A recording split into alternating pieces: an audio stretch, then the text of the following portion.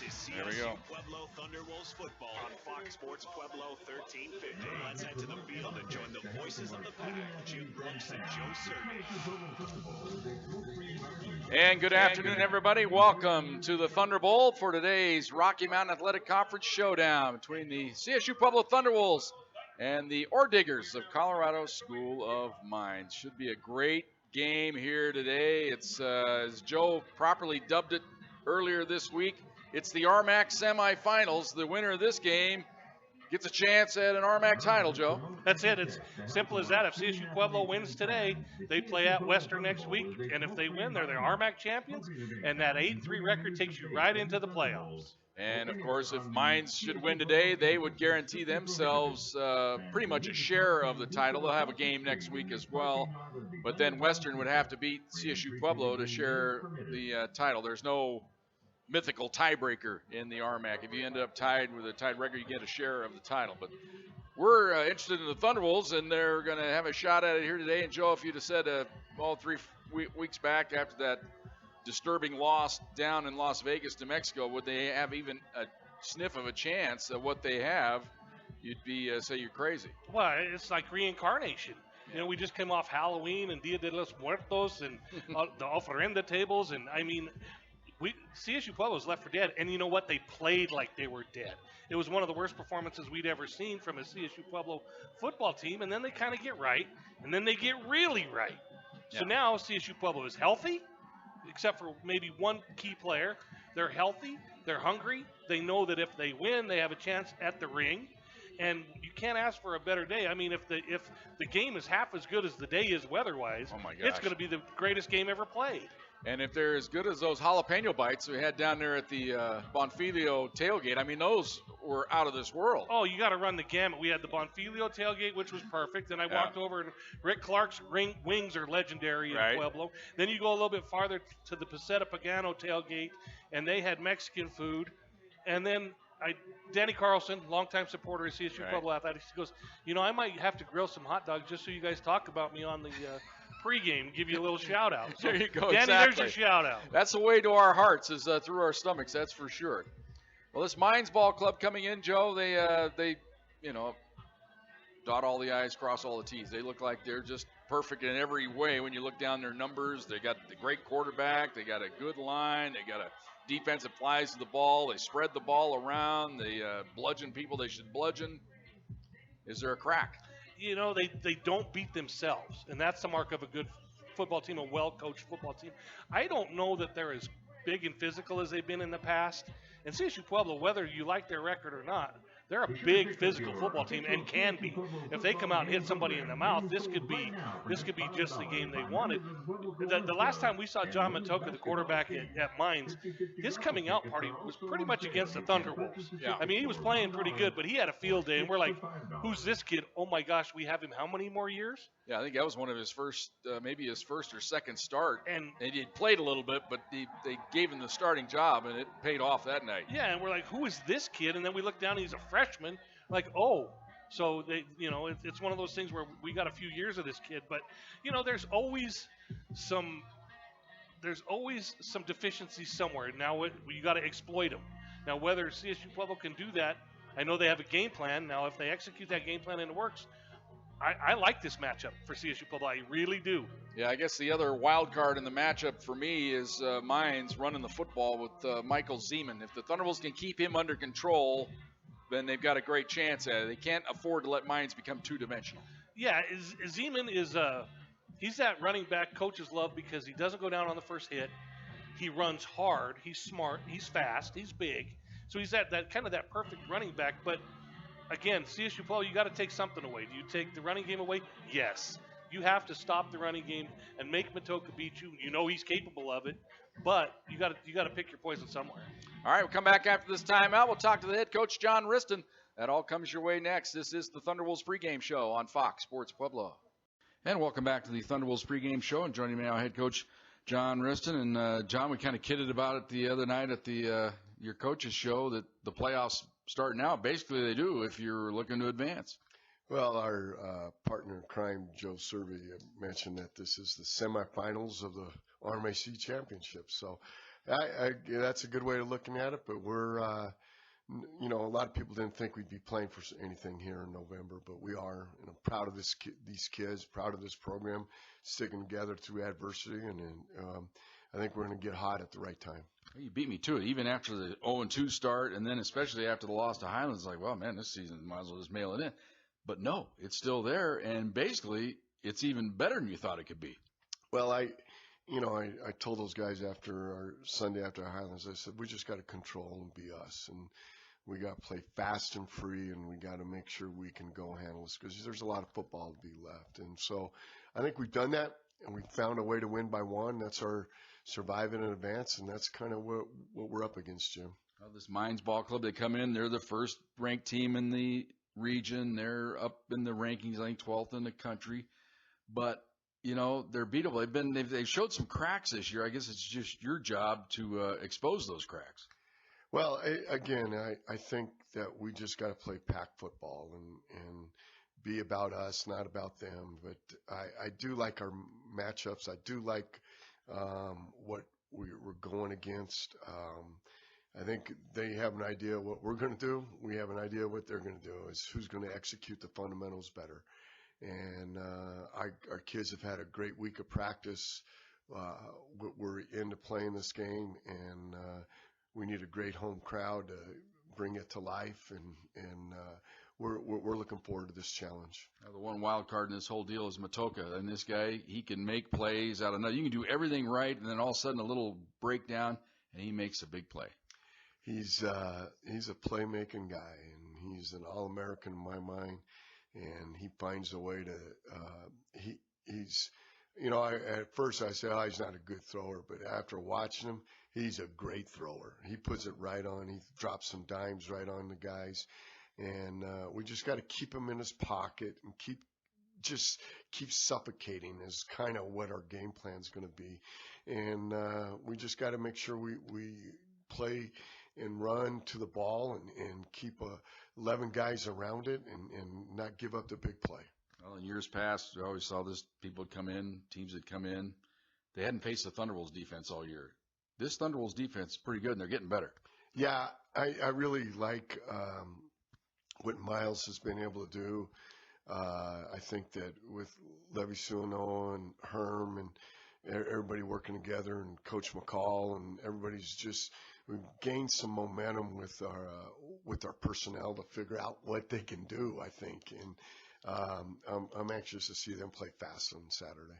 We've talked about them offensively. Let's talk about your offense. I think you're coming on. People have to realize Gunner's only played a couple games when you add up all the quarters this year, and he's just starting to come in his own. He had a fabulous game, I think, the last two ball games. Gunner brings a little calmness to us, and because he makes plays with his feet, he makes plays with his arm, but he brings a little calmness and leadership that I think was kind of missing. And so with him being back and hopefully he can play 4 quarters and some if we need it, but we're just glad he's healthy and he's ready to go. We talked about you used a little bit more of the passing game last week. I think that's very important. The passing game more or less has to make your running game go a little bit, doesn't it? Play in reverse. Yeah, well, anymore that people are playing you with 8 and 9 guys in the box, and so you got to spread guys out and get one-on-one matchups, and got to make them pay for those one-on-one matchups. And with Gunner and our receivers, I think are coming. Nick Williams, we've got Deontay Sykes this week. Max Fine's been special in there. I think that I know I'm forgetting somebody else, but Nigel Mitchell and Cookie, Andrew Cook, all those guys are really have contribute to what I think we got a chance to have some big plays. You look at their defense coming in, you line them up, you look at them out on the field, they run out there, they look kind of vanilla.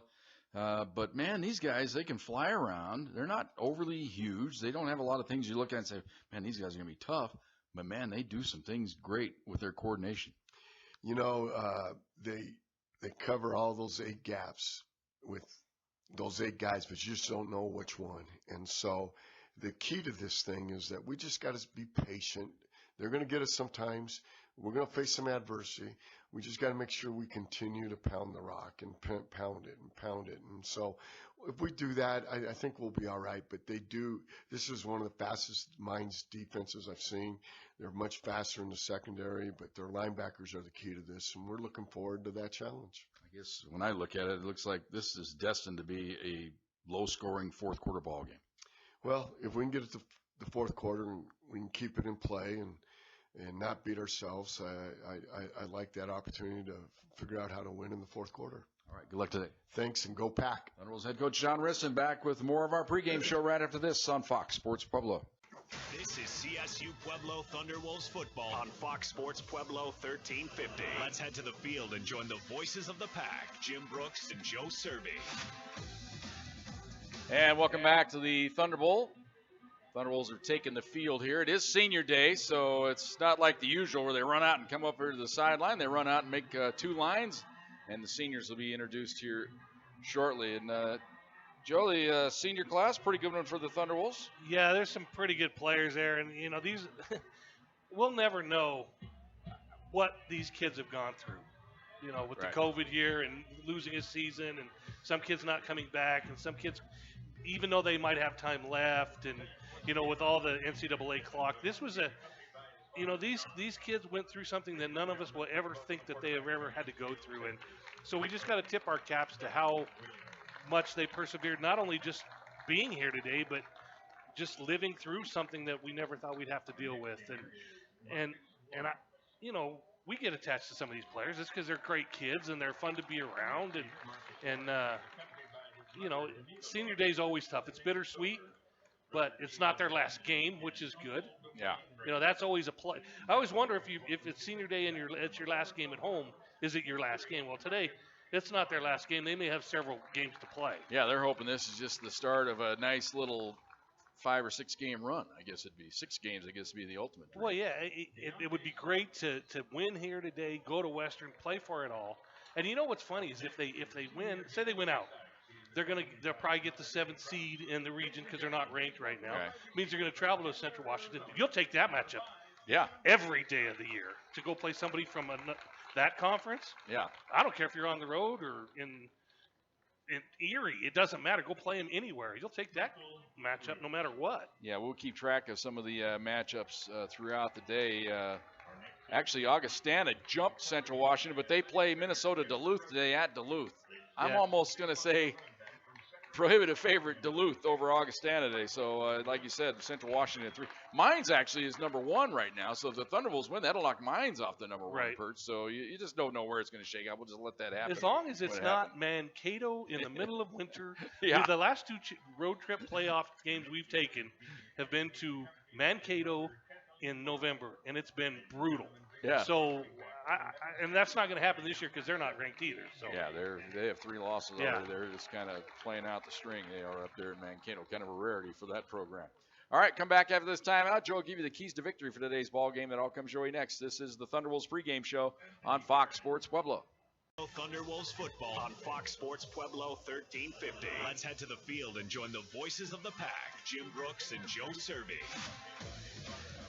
And welcome back to the Thunderbolt. Gunnar Lamphere just being introduced to the fans here, the quarterback for the Thunderbolts. I think Gunnar has an interesting situation, Joe. I think he could actually, he's doing the senior day thing today because I don't know if he's clear whether he might be back next year or not. I think he has an extra year of eligibility, but, some guys are done. Plus the COVID math. Jordan Kitten, everybody asked where Jordan Kitten was. And, Jordan went and got married and was coaching. And, he knew exactly what he wanted to do. And I respect that. These guys who stay here and play like, as we watch these guys walk across the field, I just saw Deontay Sykes. I think he's been here for 17 years.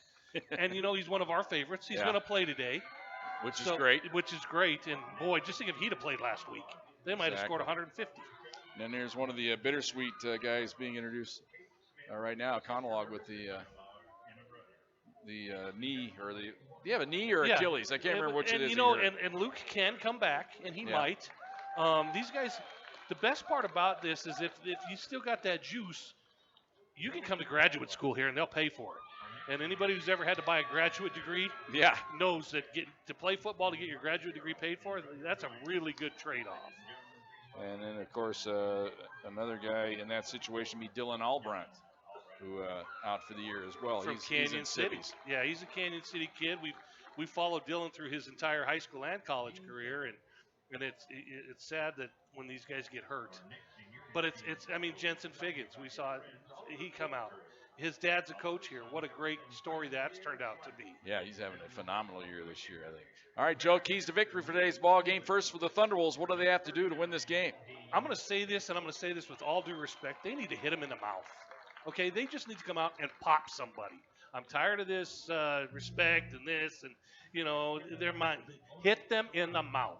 I don't care if you're on offense. I don't care if you're on defense. I don't care if you're the trainer and you have to go out and tend to somebody. Just give them the business one time. Hit them in the mouth. Let them know you're here and take it from them. For Mines, for them to secure a share of the conference title, what do they have to do? Well, Mines has to be wary of CSU Pueblo's ball hawks. I don't know if people have noticed in the last few games, CSU Pueblo's defense has turned very opportunistic, and giving CSU Pueblo extra possessions today is not going to be good. All right, there's the keys to victory that Joe brings you each and every week. The pregame show going to run a little bit longer than normal here because of the senior day activity, so we'll keep it here for a little bit and just as we celebrate the rest of the seniors. You got Big Ike out there. Big Ike Osuwana. He's had a phenomenal year at the nose. Even in the 73-0 blowout down at Fort Lewis, Ike was still on the field late in the game. Yeah, and he's starting to come in, and he is putting his stamp on games. And that's one of the guys in the matchup in this game that John Riston thinks if we got any advantage at all against this guy, it may be our defensive front against their offensive front. That's where they have to impose their will. And why not? Because the names we've been calling in the last 3 games have been Ike, have been Trey Botts, have been Momar Fall. I mean, these guys have kind of stepped it up a little bit on that defensive front, and it's been fun to watch. And if it is an advantage, it might be a slight. John was saying, if I got to find somewhere, I go, he goes, I don't know if we have an advantage, but that's one of the areas we have to exploit. Well, yeah, I guess is the best way to put it. They need to get to Matoka, and that's the key. It's not just you have to get there. And Dominic Finney, we haven't really talked about him too much because he's kind of the lone man on the edge that doesn't get double teamed like Botts and Big Ike. And Dominic Finney's had a pretty good last few games.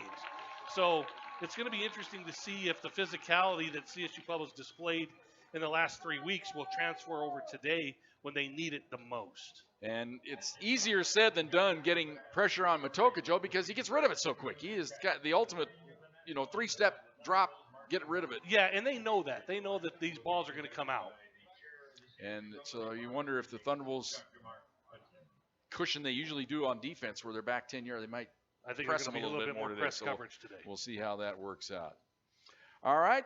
The senior day festivities have come to a close. That means we're getting closer to kickoff. We're going to take this time out. Come back and we'll give you the weather conditions right after this on Fox Sports Pueblo. This is CSU Pueblo Thunderwolves football on Fox Sports Pueblo 1350.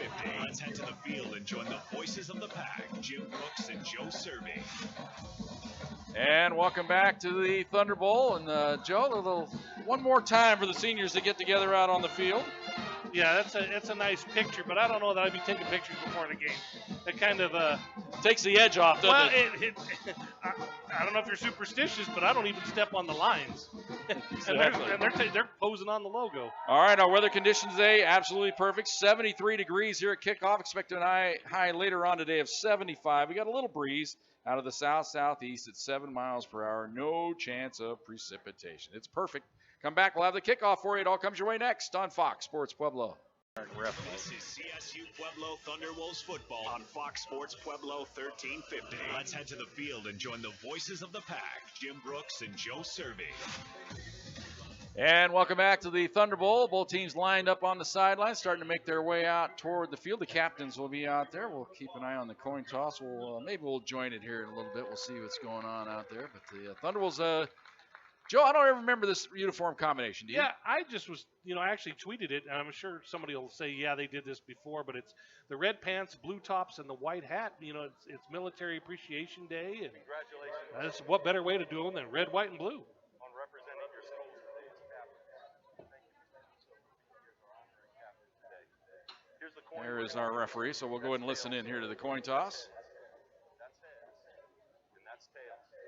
Colorado School of Mines, you are the visitors. You'll be calling the toss. What is it? What is your call?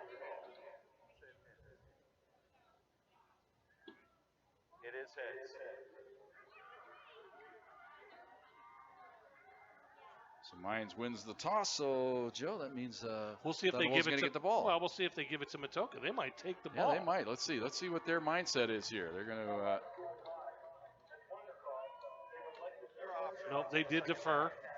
Which we, if you're a coach, that's what you got to do these days. But when you're a high-powered offense, I know Bob Stitt would have never deferred, ever. Yeah, he wanted the ball and put one on you right away. That's kind of the way they would look at it. But the ultimate dream, it seems like these days, is get one going into the locker room, get one coming out. That's what you're always looking for, that daily double, if you can somehow pull it off. But if you're on offense first and you go march it right down there, that's that extra possession you need. Say thank you very much.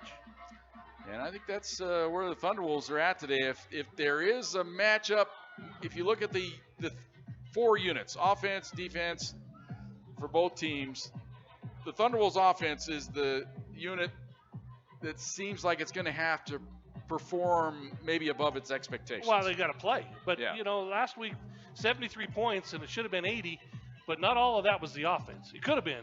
Yeah. I mean, they could have scored at will. Jim, I just want to do a quick note. The honorary captain today is a good friend of ours, is Stoney Musso.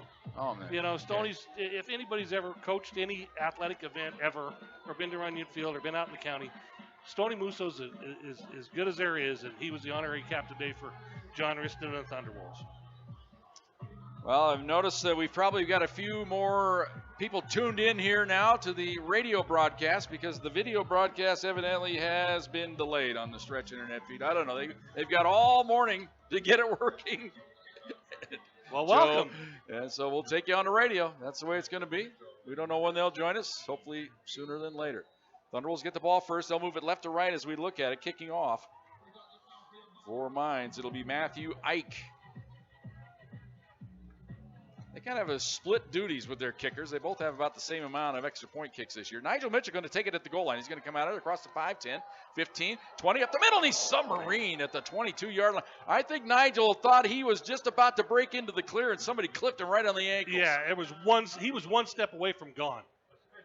The hole was there, it looked like, and somebody got down there and he went down in a hurry. You could hear the hush over the fans. So the Thunderwolves will trot out to the line of scrimmage here. It'll be the 22-yard line. Of course, Gunnar Lamphere, the quarterback. Michael Roots is the tailback. Slight delay here in the early going. For some reason they reset the ball. Now it looks like we're ready to go. Tight formation here for the Thunderwolves. Now they split out of there. Fine wide to the left. Fagan starts the game to the right. Albertini in the slot to the right here. And they're going to run the ball around the right side. Roots puts his head down. He's across the 25 out to about the 27-yard line. Kind of spread them out with the formation there, Joe, and it opened up a running lane. Excellent blocking right there. Elijah Reed came around and cleared a little path. That was a good, nice 5-yard run that almost looked messy, but there was a nice hole there. 2nd down and 5 for the Thunderwolves. Little different personnel package to start this game. Fine again, wide to the left. Fagans to the right. Albertini in the slot to the right. Guerra is the tight end on the right side. Now Albertini in motion to the right. Now he sets.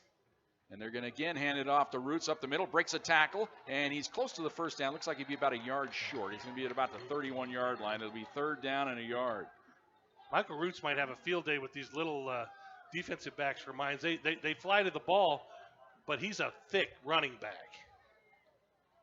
So Thunderwolves early in the game trying to impose their will here. Trying to run the ball on Mines. And Joe, I kind of noticed in the pregame show, and you look at Mines teams from years past, they're just not as big and physical along this defensive front. They've had some great defensive lines in the past. Absolutely. Look at the Wildcat with DJ Pennick.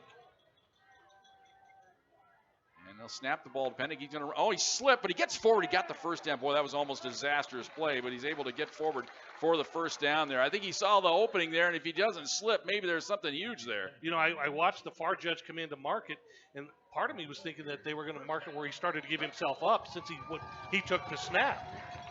Got an injury here for Mines to start the ball game. One of their interior linemen down. Can't quite pick out the number here. He's got his side to us. So early going. Thunderwolves get a first down on their first set of downs. He's got his helmet off already. That's never a good sign when the trainer comes out and they start looking at you and you take your helmet off. I wonder if it's all together there. Now they're going to help him up. You just wonder, and I joked about it early, but their cramping may be an issue today. Cameron Reller is the injured senior defensive lineman. He's out of Kansas City, Missouri, and he is woozy. Plus, he's kind of favoring his right leg a little bit. I think he's got a lot of issues going on there. Like the Thunderwolves are up to the line of scrimmage, and this guy's still at the hash marks. Yeah, it's going to be a bit for him to make his way off here. He's taking inventory as he makes the slow walk to the sideline. I keep thinking this could be a Michael Roots day. If he can break that first line of defense, he'll run over these linebackers and defensive backs. Lamphere back in the game to play quarterback. Roots is on his right hip. Again, it's a tight formation. Let's see if they shift out of it. Looks like they're trying to draw him off, and then they may change the play call here at the line of scrimmage. Again, Nick Williams into the game for the first time. He's in the slot to the left. Feggins is right behind him in a stack formation. They're going to stay in this formation this time. Straight drop back over the middle. Caught by Gary. He's got the first down. He's out close to the 45-yard line. Take what they give you. That was an easy play. It's your favorite play, Joe. The 32 tight end hot. And Gunner was so calm in that form. He just waited. He got good protection, and Garrett just popped free.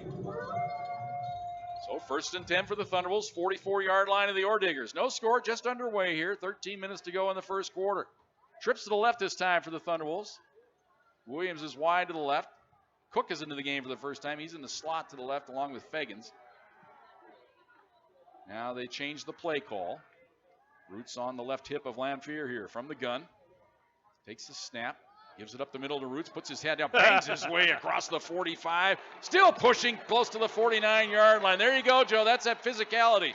Give him the 50, Jim. That's that last 2 yards was Michael Roots fighting off 3 tacklers. They do give him the midfield stripe, so a gain of 6, 2nd down and 4. Like I said, these linebackers and defensive backs for mines are undersized. Michael Roots is not undersized, and he loves contact. And for the Thunderbolts this year, they've looked across that line of scrimmage and seen some behemoths all year long. It's probably a fresher breath, a breath of fresh air, a fresher breath air. I like either one. Under center this time, Lamphere looks left. Here, pressure, ball's loose. He got hit, and Mines has it on the turnover. Lamphere was blasted, and he's hurt. And the ball is down at the 45-yard line, and the Orediggers have it. Now the question is, did he pass it or not? I think it's a fumble all the way. Yep, and the official says it's a fumble. Gunner's slow getting up. Somebody came through there just totally unscathed and blasted him, knocked the ball loose, and Orediggers have the early turnover. Well, Michael Roots and one of the offensive linemen were talking to each other about an assignment there, so obviously it was a blown assignment. Gunner's right arm and elbow and hand are what hurt. Here's another look at it, Joe, on the replay on the big board. Yep, untouched. No. And I think Michael Roots probably didn't step in to do pick up the little stunt there, is what it looked like. That could be separated shoulder time for Gunner Lamphere. They're looking at him down there on the bench. We'll keep an eye on him. 1st and 10, Orediggers, 45-yard line of the Thunderbolts. First early break of the game. Matoka at quarterback. Takes the snap, straight drop back. Looks left, fires it left. Man is open. He's got it inside the 40. And taken down at the 37-yard line on the tackle, Scipio for the Thunderbolts, but not before a gain of 8 on the play. It'll be 2nd down and 2 for the Orediggers. We thought we'd see press coverage, and again, they were 6 yards off the ball and in backpedal mode. Josh Johnson on the grab. 34 catches on the year, 336 yards. He splits wide to the right this time. Tristan Smith also in the slot to the left. Isaiah Kroll over them on the right side. Now Kroll comes in motion across the formation. He'll reset. Zeman is the ball carrier. They're giving it to him off the left side. Nice cut through the middle. He's got the first down. He's across the 35 down to about the 32-yard line. Helmet comes off. It's Zeman's helmet. Tanner Draper had something to do with that, as Tanner got the heck out of there in a hurry, it seemed like. Like he does. Goes and pokes the bear and then walks away. So Zeman will have to come out of the game for a play. He's upset about it. So that means their backup running back, Nathan McKee, will come in. Zeman on the year, 1,000-yard rusher. He averages 4.6 yards a carry. He has scored 13 touchdowns. Also has 2 touchdowns receiving this year. He's kind of an all-purpose back. McKee lines up on the left hip of Matoka here. 1st and 10, Orediggers. Man comes in motion. That's Kroll. Straight drop back by Matoka. Sets. He's under pressure, but he gets away. He runs it right up the middle. Now cuts it to the outside, and he's tripped up at the last minute. Stevenson got his hand on his ankle, but not before he's able to pick up close to 10 yards. It is a first down. That looked like it was going to go to the house, but great touchdown-saving tackle there And sadly, the CSU Pueblo players were where they needed to be. They just got caught up in the wash and took each other out. So 1st and 10, Orediggers, 22-yard line of the Thunderwolves. 2 wideouts left, single wideout right this time from the gun. Take the snap, they give it to Zeman up the middle, and he cuts across the 20 down to about the 19-yard line. He'll gain 3. It'll be 2nd down and 7. No score, 10:30 to go, first quarter. His running style is a little bit like Michael Roots. You know, he doesn't need much of a hole, finds a little one, but he's a physical runner. 2nd down and 7 upcoming for the Orediggers, trying to take advantage of this early turnover.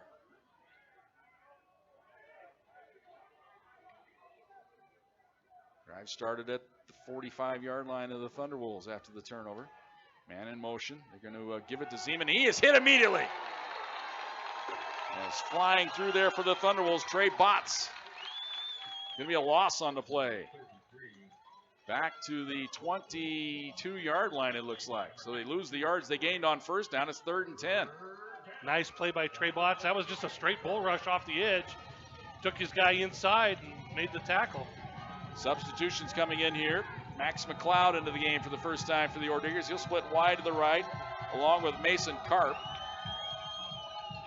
Smith and Johnson are to the left here. 4 wideouts in this formation.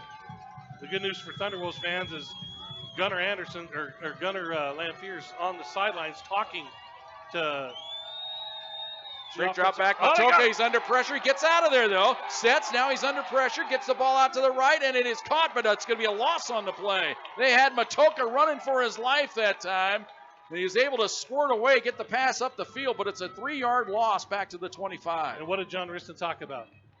Pressure on Matoka from the edges to keep him in that house, make him move out of the way to throw the ball. So that brings up a field goal attempt here.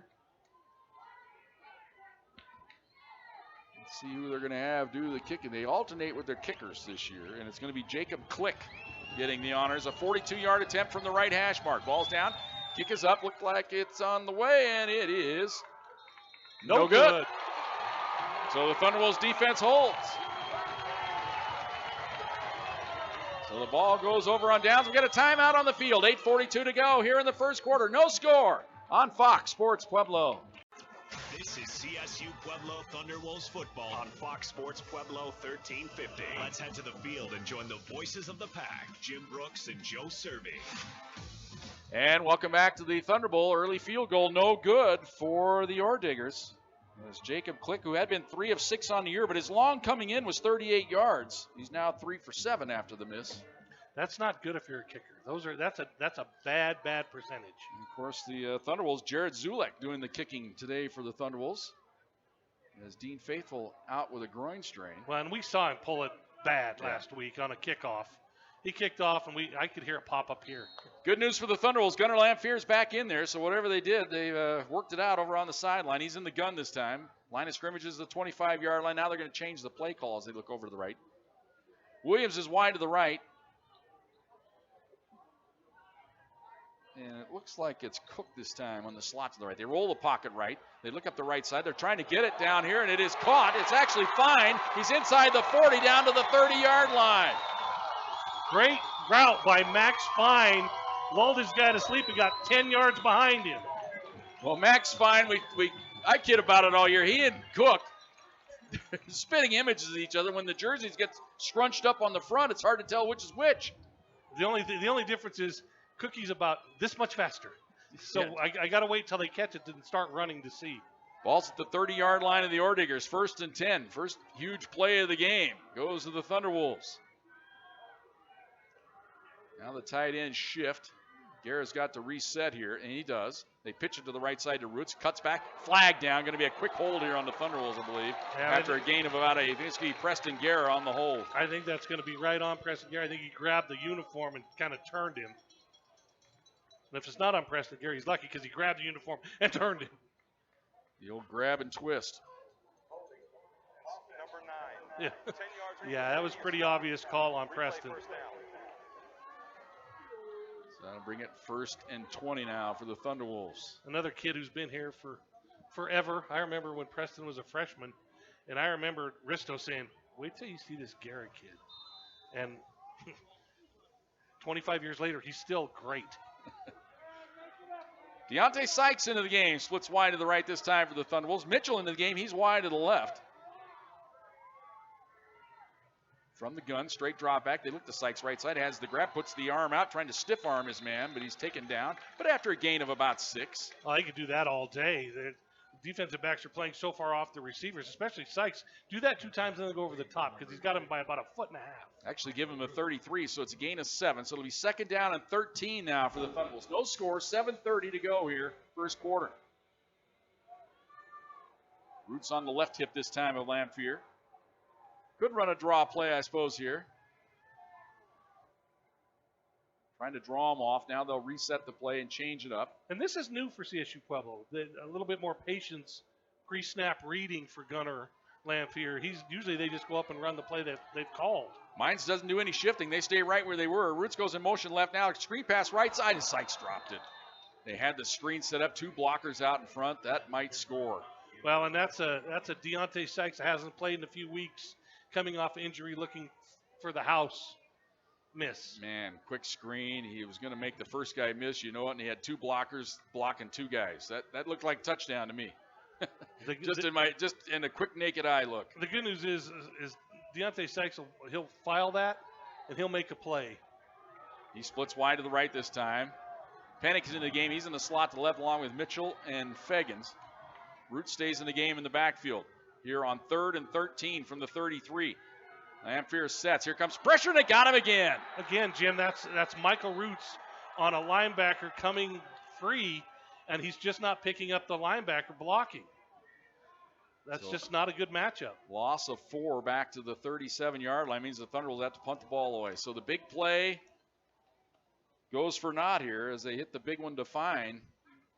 And really, when you look at it, the holding penalty is what messed everything up. It is, but I'll tell you right now that they're coming from Gunner's blind side, no, his arm side, and Michael Roots is trying to go one-on-one with the defensive end or a linebacker. Good snap, punt is away. It's going to hit down inside the 10, and it takes a Thunderwolves, or actually a Mines bounce back outside the 10-yard line. They're going to down it, though. They luckily got on it there, Joe, at about the 11-yard line. Yeah, so, how about that little move by Cookie? Yeah, he dived out there. He gets horizontal with the field and saves that another 10 yards bounce. So the Orediggers take over at their own 11-yard line. Still no score, 6:14 to go here in the first quarter. Second possession of the game for the Orediggers. Remember, their first was the result of the turnover. They were able to pick up a couple of first downs, but then they stalled out and missed the field goal. So Matoka, he operates from the gun. He has Zeman as his back. Lines up on his right hip. 2 wideouts right, 2 wideouts left. No tight end in this set. Ball's on the left hash. Matoka takes the snap. Little 2-step drop. Pressure. Now rolls to his right. Sets. Looks down the middle field. Zips it over the middle. Incomplete. Oh. Too much mustard on that one. He tried to get it to Josh Johnson, who was sitting down in the zone at about the 27-yard line. Missed him. That's great coverage by the secondary. Everybody was covered. And you put your receiver up there and you hang him out to dry. And guess who was coming like a freight train? Tanner Draper. 2nd and 10 for the Orediggers. Again, same formation. Ball still on the left hash mark. Zeman the back. Toka takes the snap, takes it to Zeman, looks over the middle. That's covered, goes right side, caught, short gain of about 3. Jim, his first read is not there. So far, CSU Pueblo's done a great job to knock them off the ball. The play that is designed the last four snaps has not been there. Galter was the receiver. He gains 2. It's 3rd down now and 8 for the Orediggers. Thunderwolves in press coverage all across the formation here. Matoka from the gun as he operates, for the most part, all day long. This is where you just hope it's not a quarterback draw, because that middle's wide open. They show blitz. Here they come. They show the screen pass to Zeman. He's wide open, and he's able to make a move and get the first down and more up the sideline across the 25, out around the 30-yard line. That old bugaboo for the Thunderwolves, missed tackle. But really, what really ignited the play was the cornerback for the Thunderwolves slipped. Yeah, he fell just a little bit, and you can't fall like that. Everything's on timing. And so he was 2 steps behind already. So 1st and 10, Orediggers out to the 31-yard line. Trips to the right this time, single wide out left. Toka takes the hand, or gives the hand off to Zeman, and he's hit immediately. Feeney on the stop for the Thunderwolves. Big, strong defensive end. Not real tall. I mean, he's not one of the towering Trey Botts, Momar Fall guys, but he's thick. He's a sophomore out of Mesa Ridge High School. Gain of a yard. It'll be 2nd down and 9 for the Ore Diggers. You know, Mesa Ridge doesn't produce a lot of next level guys, but the ones they do produce are really good. 2nd and 9. Man in motion to the right, resets. Straight drop back by Matoka. Looks right. Here comes pressure. He gets away, rolls to his right, zips it down the middle of the field. Intercepted!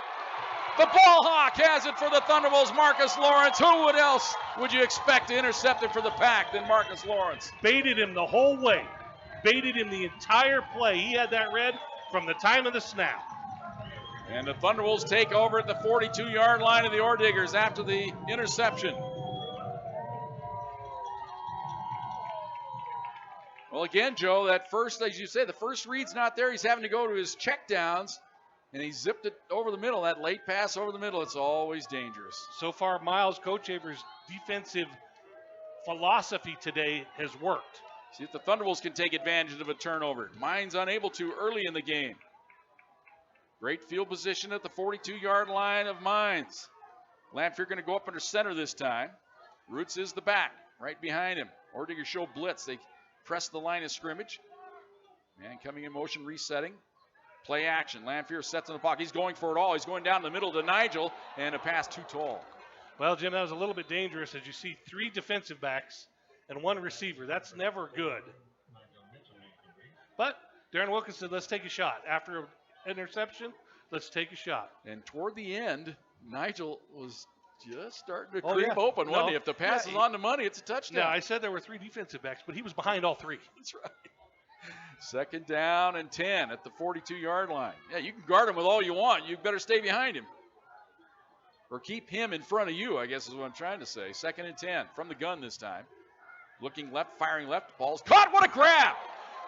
And that's Sykes. He makes up for that drop earlier, and he's inside the 30 down to the 26-yard line. What a snag that was. I know this is going to sound silly, but he grabbed it out of midair. The ball looked like it was going to be 2 yards out of play, and his mitts just stuck out there and grabbed it. 1st and 10, Thunderwolves at the 26-yard line. Sykes this time wide to the left. And they look again left side for Sykes. He's got it, and he's got another 6 or 7 yards. He's down to around the 20. They're going to mark it at the 19-yard line, actually. A gain of 7. 2nd down and 3. If they give it to you, Joe, you got to take it. All day. And how many teams have done that to CSU Pueblo this year? Those 7-yard outs, it's pitch and catch. Sykes will come out of the game this time, and Mitchell will come in here on the 2nd and 3 call. 3:45 to go, first quarter, no score.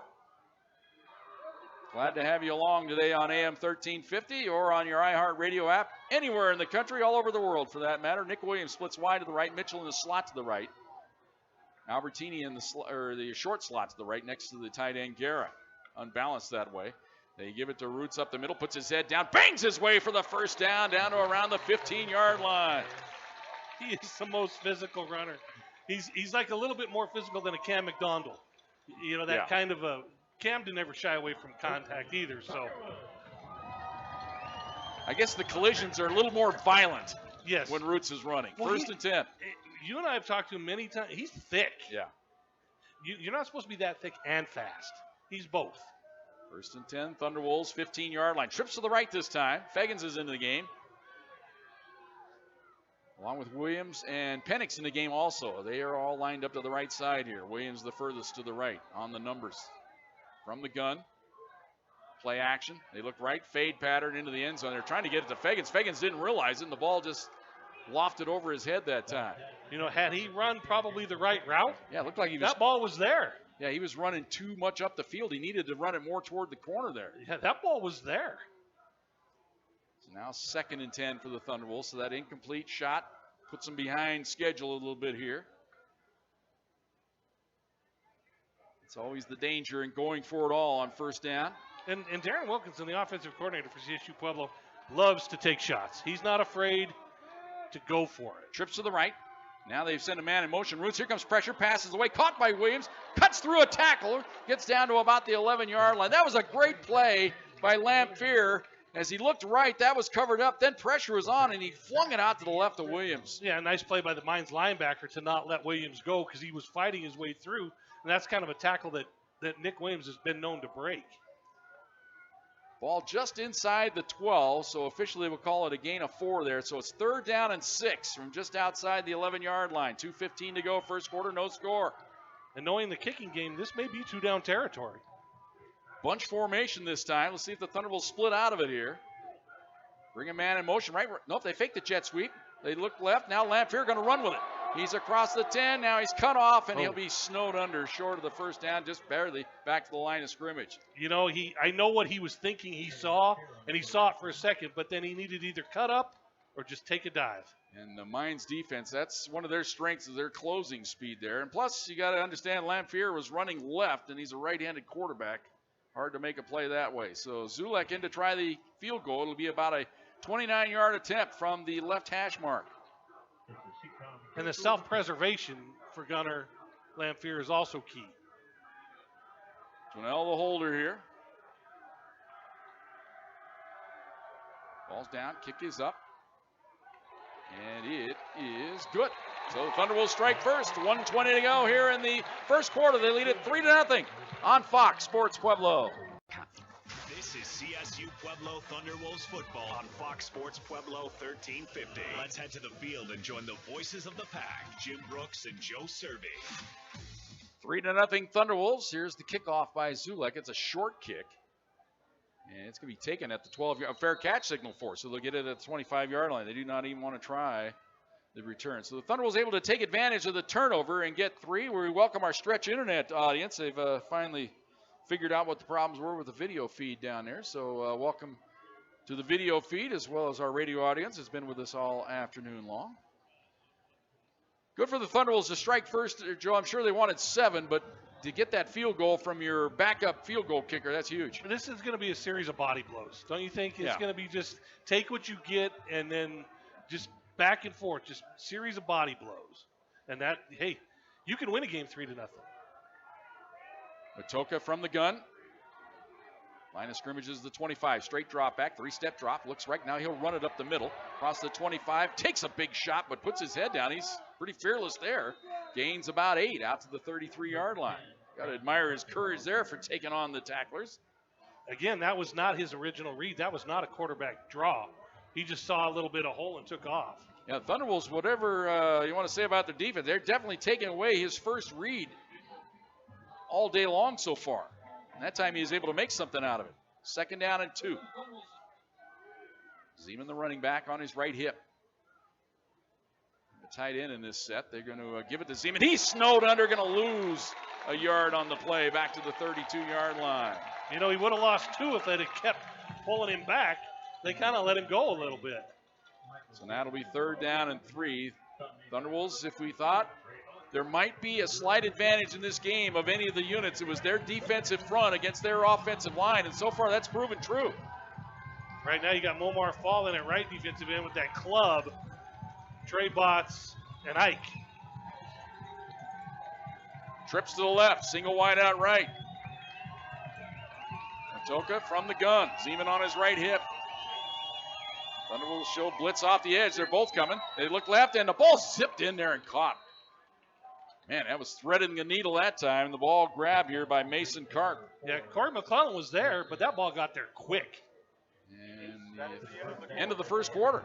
Rapidly moving first quarter. At the end of 1, Thunderbolts lead it 3-0 on Fox Sports Pueblo.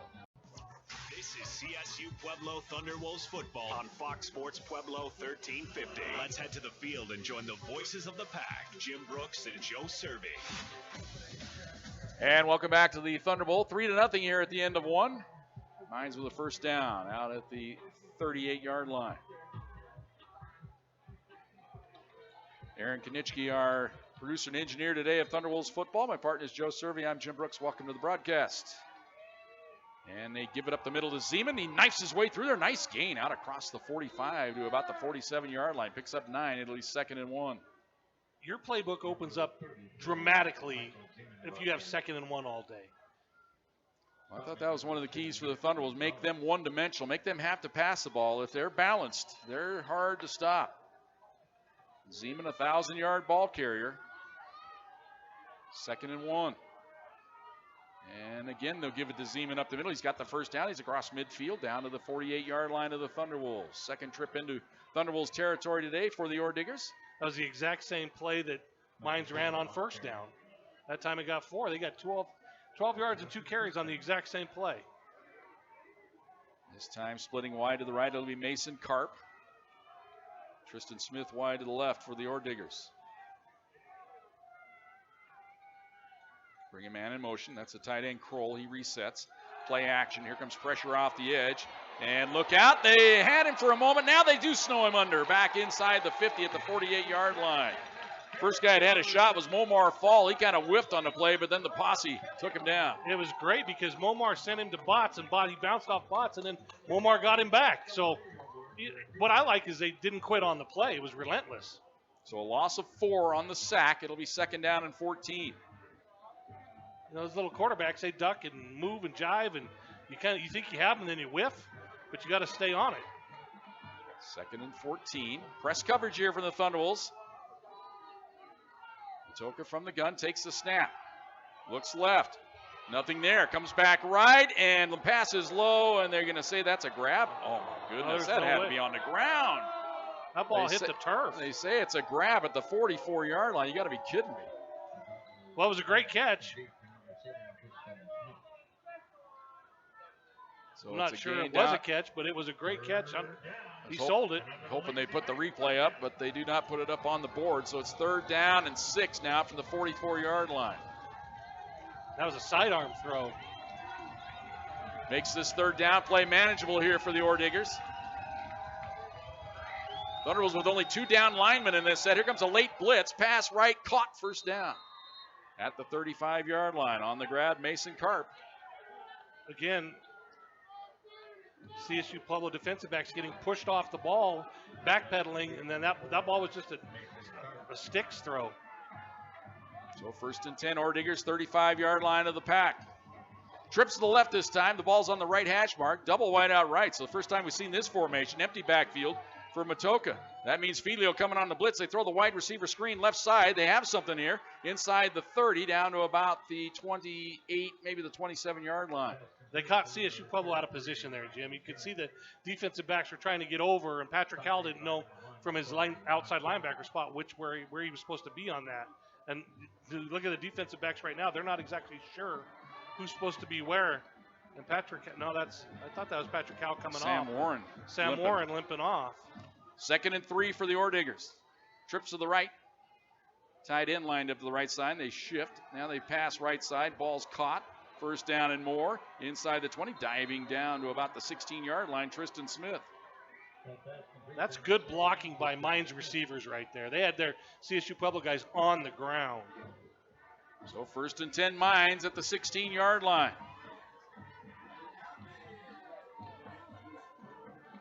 Good crowd filtering in, taking kind of slower to get in. It was too good to leave in the parking lot. Enjoying that tailgate, that's for sure. Zeman in motion to the right side. Matoka by himself in the backfield. Straight drop back. Looks right. Fires it toward the end zone. Man's open in the back of the end zone. He has it. Is he out of bounds? He was out of bounds. Yes, he is out of bounds. Great catch, but just could not secure it and get the foot down. He's trying to plead his case, but he was well out of bounds. Tanner Draper was back there at safety.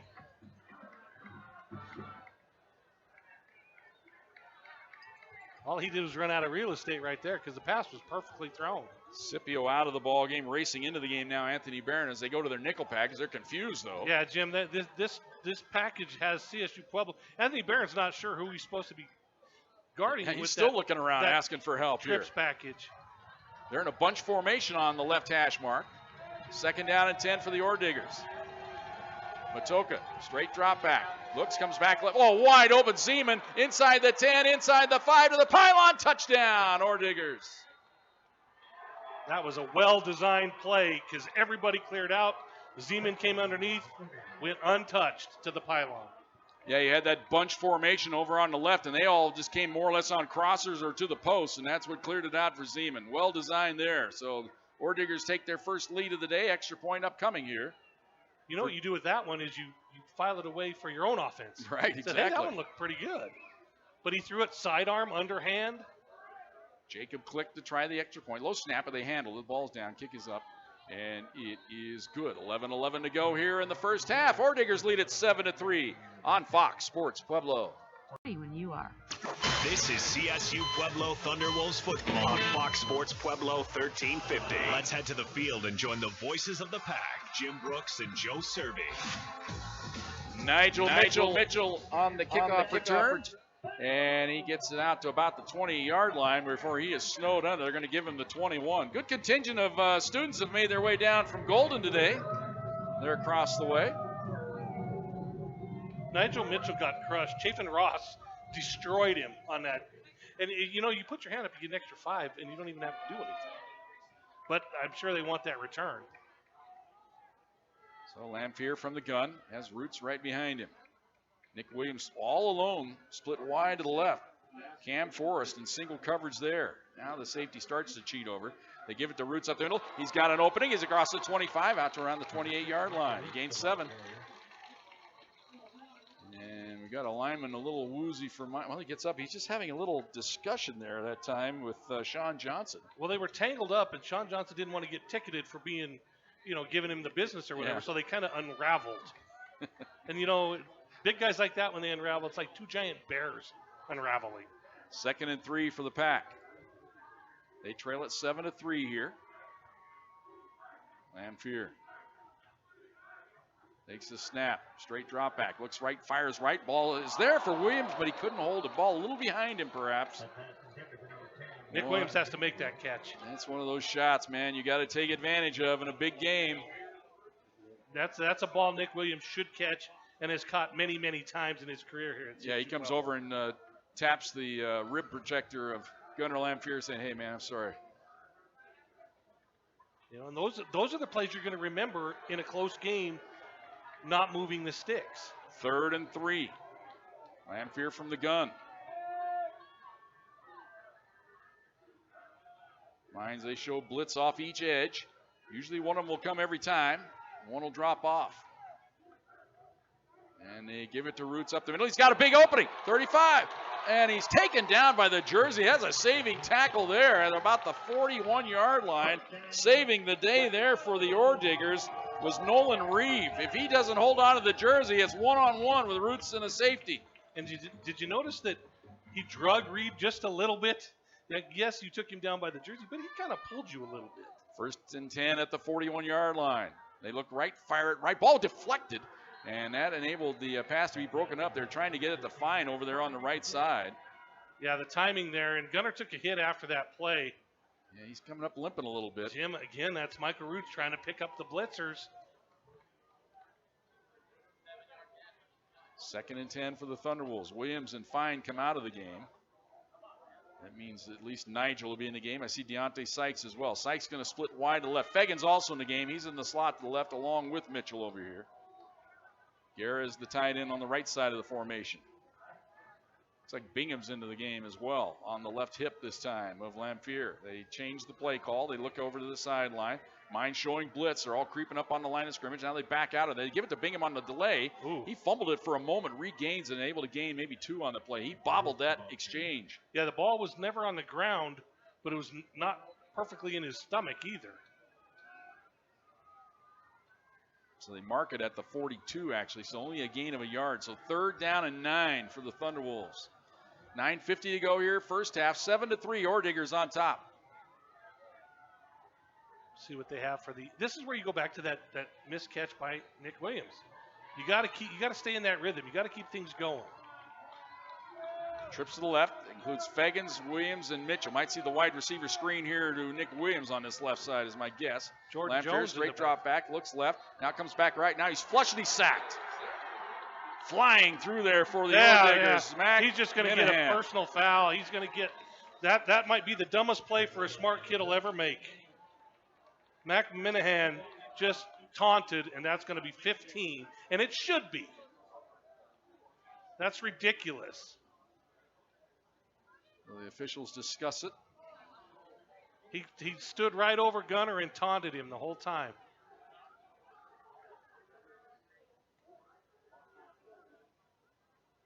It'll be 15 yards and an automatic first down, no? After the play was over, unsportsmanlike conduct. Defense, number 9. His first of the game. 15 yards from the end of the run.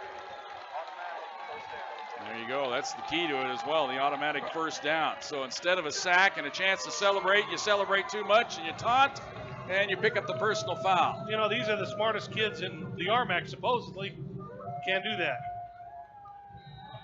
First and 10, Thunderwolves at the 48-yard line. Lanphier under center this time. Roots right behind him. They bring Albertini in motion. He resets on the right side. They run the draw play to Roots. Cuts back across the 50. Hurdles his way to the 45, 40. Cuts back, 35. Breaks a tackle, 30. Breaks another tackle. Inside the 25, down to the 24-yard line. Michael Roots. The race car was trying to pick a lane there, Jim. Wasn't sure which lane he was going in. Yeah, that was more demolition derby, wasn't it? Just kept running into people, kept bouncing off them. Maybe he was at Bristol that time, Joe. You got to rub a little paint. Rubbin's racing. You know what I don't like, though, is now he comes off the field. You know, feed that kid, man. Push the pedal down on that race car. They bring Bingham into the game this time. You can rest tomorrow. Albertini in motion, comes across the formation, resets, now works his way back to the left side. They give it to Bingham on the left side. Big hole across the 20s, hit though. Gets down to about the 18. Looked like there's going to be a lot more there. Or Diggers did a good job shutting it down, but it's still a gain of 6. You know, he was hit, but he was the one dishing the punishment. And I think that's going to be the key. I think they just need to take the fight to him. So it'll be 2nd and 4 now for the Thunderwolves here. As they work the clock, we're down to 8:05 to go here in the second quarter. Diggers lead it 7-3. Jordan Jones in now at tailback. He's been hurt. Fagans to the right along with Fine in this formation. Guerra, the tight end on the left. Albertini, the tight end on the right. There's only 3 seconds on the play clock. They get it. They give it to Bingham up the middle. Puts his head down. He's close to the first down. He pushes that pile forward. He's got the first down. What a great little side turn of his body. He just kind of turned just enough to knife through that little hole. Well, 1st and 10 for the Thunderwolves. Roots back in the game. That means Bingham will come out, but not before he got that first down run there. You know, we're old enough to remember a hard runner like that, Rocky Blyer. He's saying Right. kind of, you know, I mean, he wears the 20. I think Rocky wore, what, 21? I think he was 20. He was 20. Here's Roots on the left side. Cuts Oh, back my. inside, and he gets down to about the 10. Backing his way there on the cut. He just kind of backed in for 3 yards. You see that? He said, I know I'm going to get hit. This one's going to hurt in the Yeah, I'm tug gonna tomorrow, absorb it. but why not? Yeah, he just absorbed it. Gain of 4. It'll be 2nd and 6 now for the Thunderwolves. Gets tougher down here, the yards do, in the red zone. But look where they're having success. It's against that interior, the offensive line just punching these guys in the mouth. That's the success they've shown so far. Pennick into the game. He's in the slot to the right. Mitchell also over there along with Williams. Garrett comes back to the left side. So it's a balanced formation. They sprint the pocket to the right. They look right, fire it in the back of the end zone, trying to get it to Nigel Mitchell. He was well covered. Yeah, that play right there looks good on paper, but there were too many moving pieces in that corner.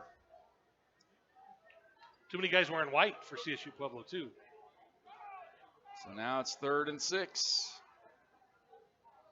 You know, Joe, I get it. I get the old pass, take your shots thing, but man, when you're just running the ball down their throat, don't you just keep running it down their throat? Well, I think that's been CSU's MO for such a long time that, yeah, it's worked wonders for them. And now you have a problem. You got 3rd and 6. That means it is a passing situation here. But I think this is 4-down territory again. I really do. Straight drop back, pressure off the edge. They look right, firing it right, trying to get it to Nick Williams, and he's covered up, incomplete. So that means field goal unit will probably come in here. Yeah, John just said kick it.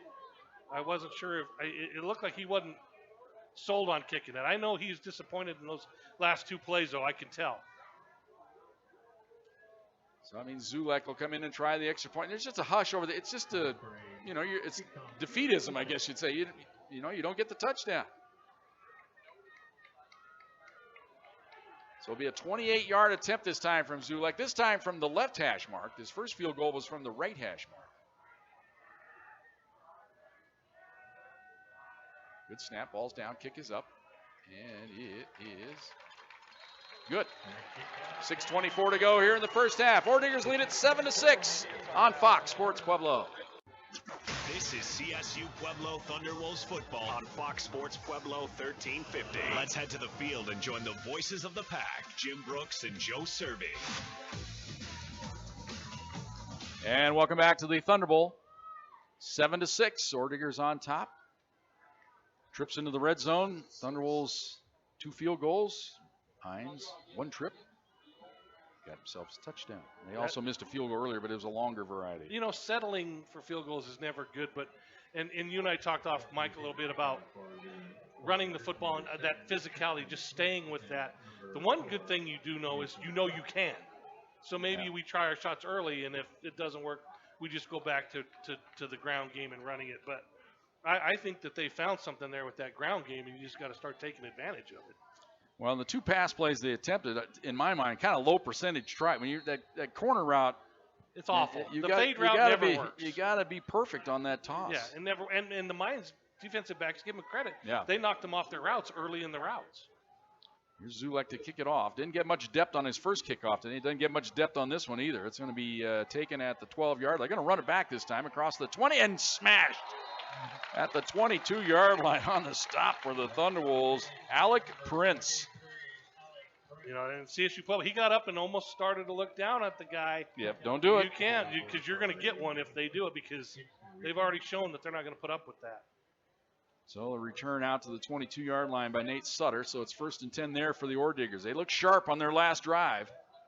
Thunderwolves kind of had their number, it seemed like, in the first 2 possessions of the game, but that one they ripped it up the field pretty good. They start from their own 22-yard line this time. And there was a lot of Zeman, both running and catching. Thunderwolves show blitz as they creep up on the line of scrimmage with Patrick Howell. Now he settles back. They fake it. Looking right again. Here comes pressure, and look at him get away. But Toke's a beauty. Across the 25, 30, 35, 40, 42-yard line. Might be a face mask on the end of it. Jim, they had him sacked twice, and he gets 20. Man, oh man, they had him dead to rights. He looked right originally, pump fake. They had the man up in the passing lane. He looked again over there, then came pressure and got away. That's one of those plays. You make something out of nothing. 1st and 10 Ordigers, 41-yard line. Trips to the left, that bunch formation over there. They're going to give it to Zeman. They're going to run it around the right side. Look at him sprint to the corner. He has it across the 45 to the 49-yard line. Good job by Zeman there as he left Filio in his wake. Yeah, and Trevor Filio gets up a little woozy, but I think that's more of a pride woozy. Gain of 8. It'll be 2nd down and 2. He just sped to the corner and turned it. One little shimmy, and he... Yeah, Filio's holding that shoulder. Look like he might have a stinger there, but he went for the dive. I think it was kind of a self-inflicted wound there. Tight end and a tackle shift to the right side. Actually, that's a tight end wearing a tackle's number. They give it to Zeman up the middle. He falls forward. He's going to be short of the 1st down. They'll bring up 3rd and about a foot. And the thing with Mines, I think in your mind, you think, okay, we have Zeman. We can get a yard anytime we need it. Yeah, they're going with a heavy package. They actually have Preston Rose, who is a tackle, wears number 55, but it's almost like he's a tackle eligible here. He lines up on the right side of the formation here. 3rd and a foot. Bring a man in motion across, resetting in the formation. Give it to Zeman up the middle, bangs in there, and he's short. He is short of the 1st down. Linesman coming in on this side has him marked at the 50. The other linesman coming in trying to give him the 49. That's not right. Now the head linesman, the play was right in front of him, and he's got the mark. Yeah, he puts it down. He says, I got this. 4th down. Yeah, he had the mark. But notice which side they come from. The Mines side versus the CSU Pueblo side.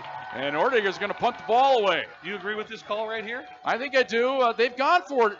They lead the country in 4th down conversion percentage, do the Ordigers this year, surprisingly enough. Analytics say go for it here. I'm kind of surprised, especially with their history this year. Don't jump. Here's the snap. Punt is away. That might have been a gift. And that's going to sail way into the end zone. So it'll come out to the 20-yard line. Yeah, I'm kind of surprised at that with the analytics. And, you know, Mines, it's a very prestigious educational university.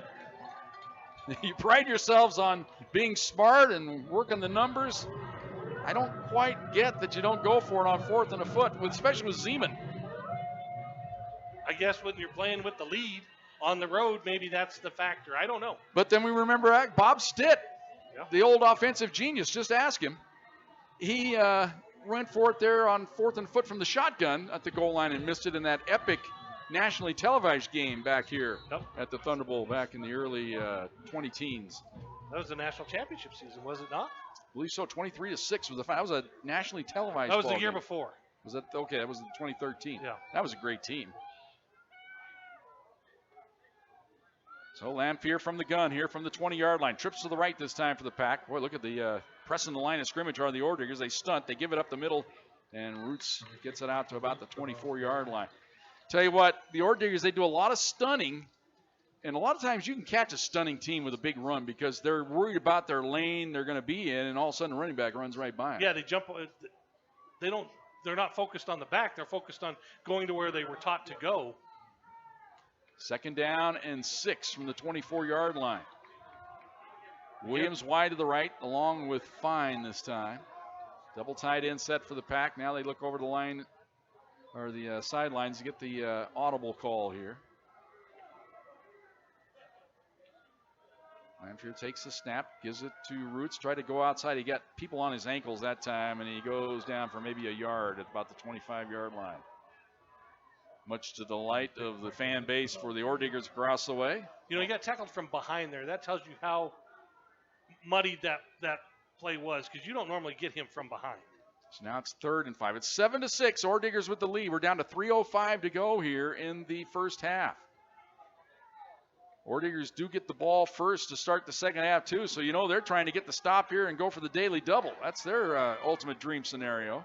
Fine to the right. Williams to the left. Fegan's in the slot to the left. Roots remains in the backfield on the left hip here of Lamphere. Can they give him time this time to make a play? Here comes the stunning line. They go across the middle. Ball's caught, and it is fine. He's got the first down. And he's taken down at the 31-yard line. Nice developed play right there. Everybody kind of cleared out for Max Fine, and then he caught it and had some running room. But remember, he had a long way to go to get a first down.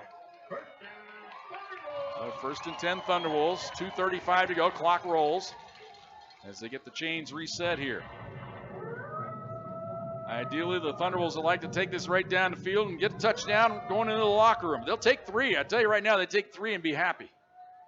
Here's Lamphere in the gun. Takes the snap. Sprint to the left. Hands it off to Bingham, and he is taken down. His knee went down. He got up and tried to run again. All that did was give him some punishment.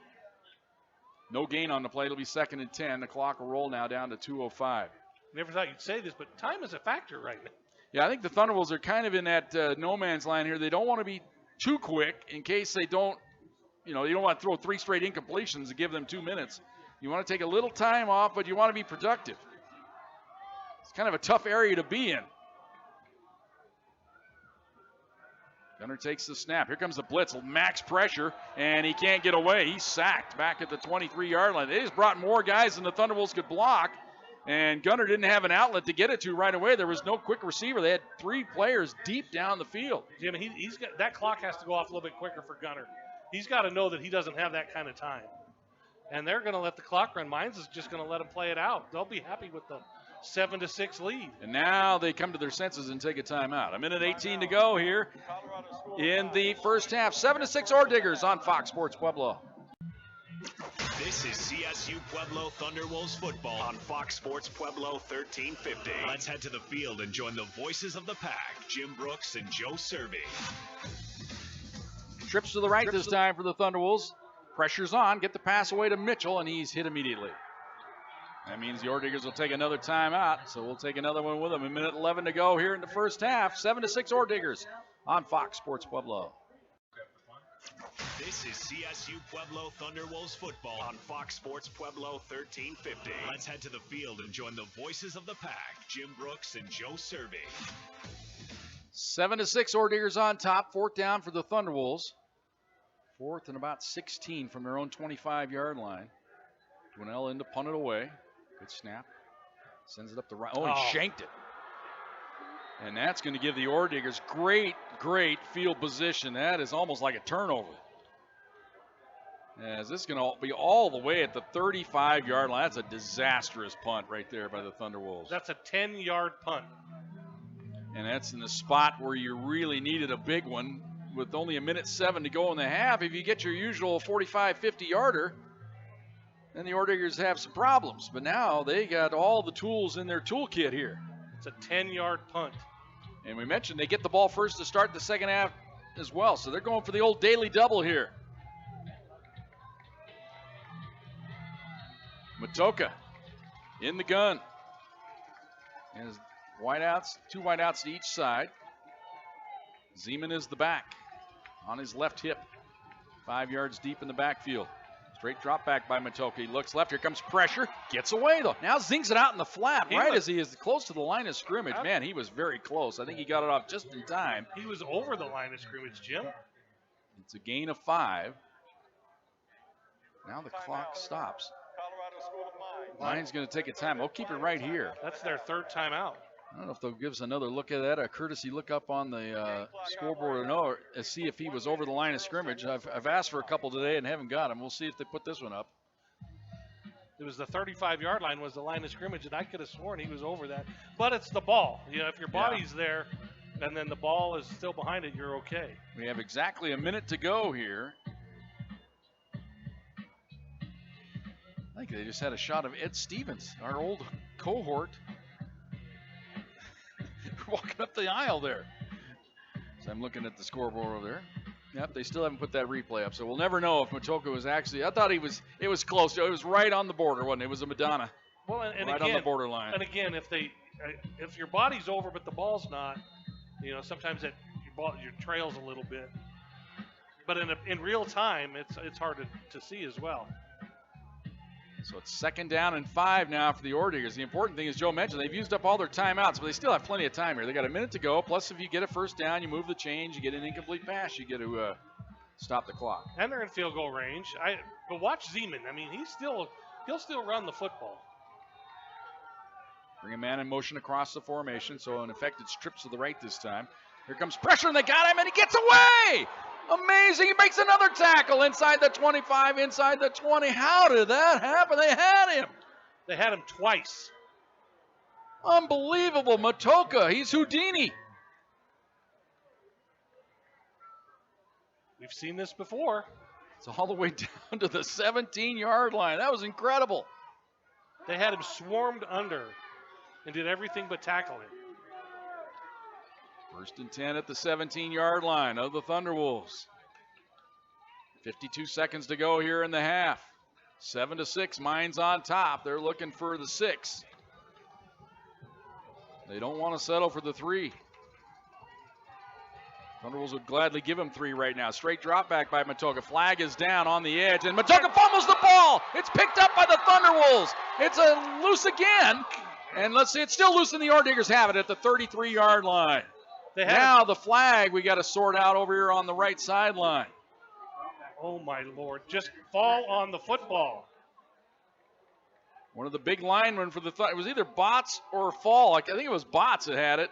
Tried to run with it and had it knocked free. And I appreciate them trying to make the play, but you got to fall on the football. Or was it Momar? It might have been Momar with that big club trying to run it. Joe, I can't remember which one it was. It was 92 or 4. There it is. Well, they put that replay up on the board, and I looked too late. That's the one I want. So now they talk it over here. They got to sort out the penalty here is what they got to do. We're down to 40 seconds to go. I think it was an illegal formation is what it looked like to me.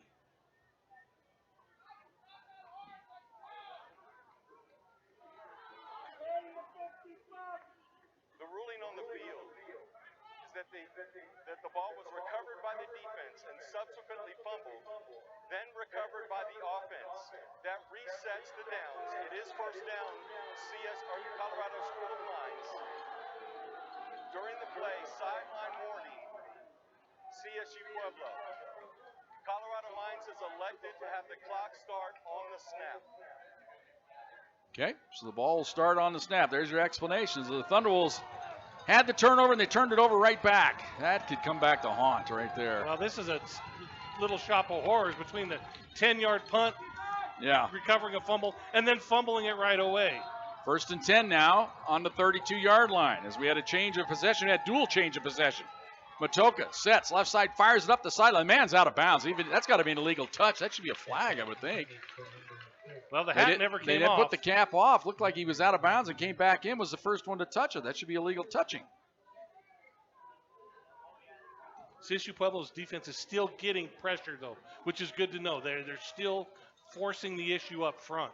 Down to 34 seconds to go. 2nd and 10 from the 32-yard line.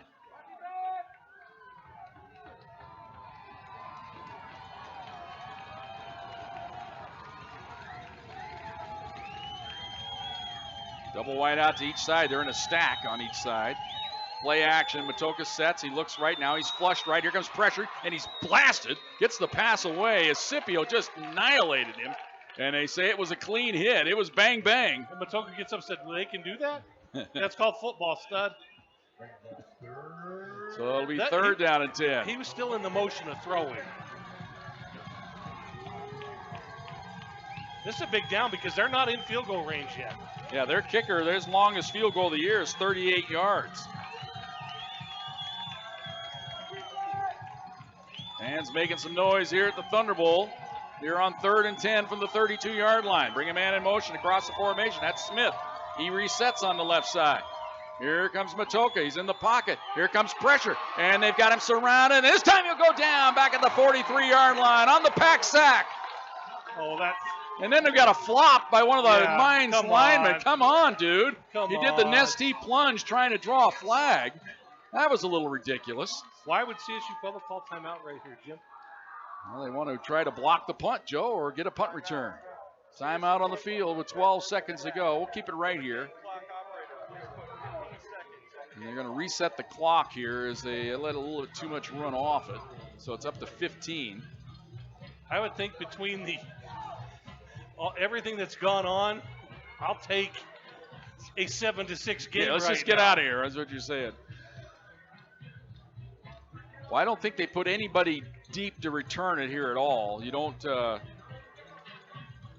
try the return.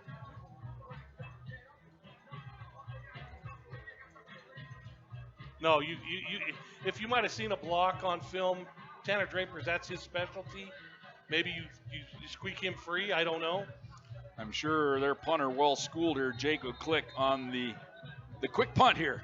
But even if you do block it, you have 15 seconds. They are going to send Cook back deep. Fine is going to be back there deep as well. So dual returners back here in case they just try to rugby style one here.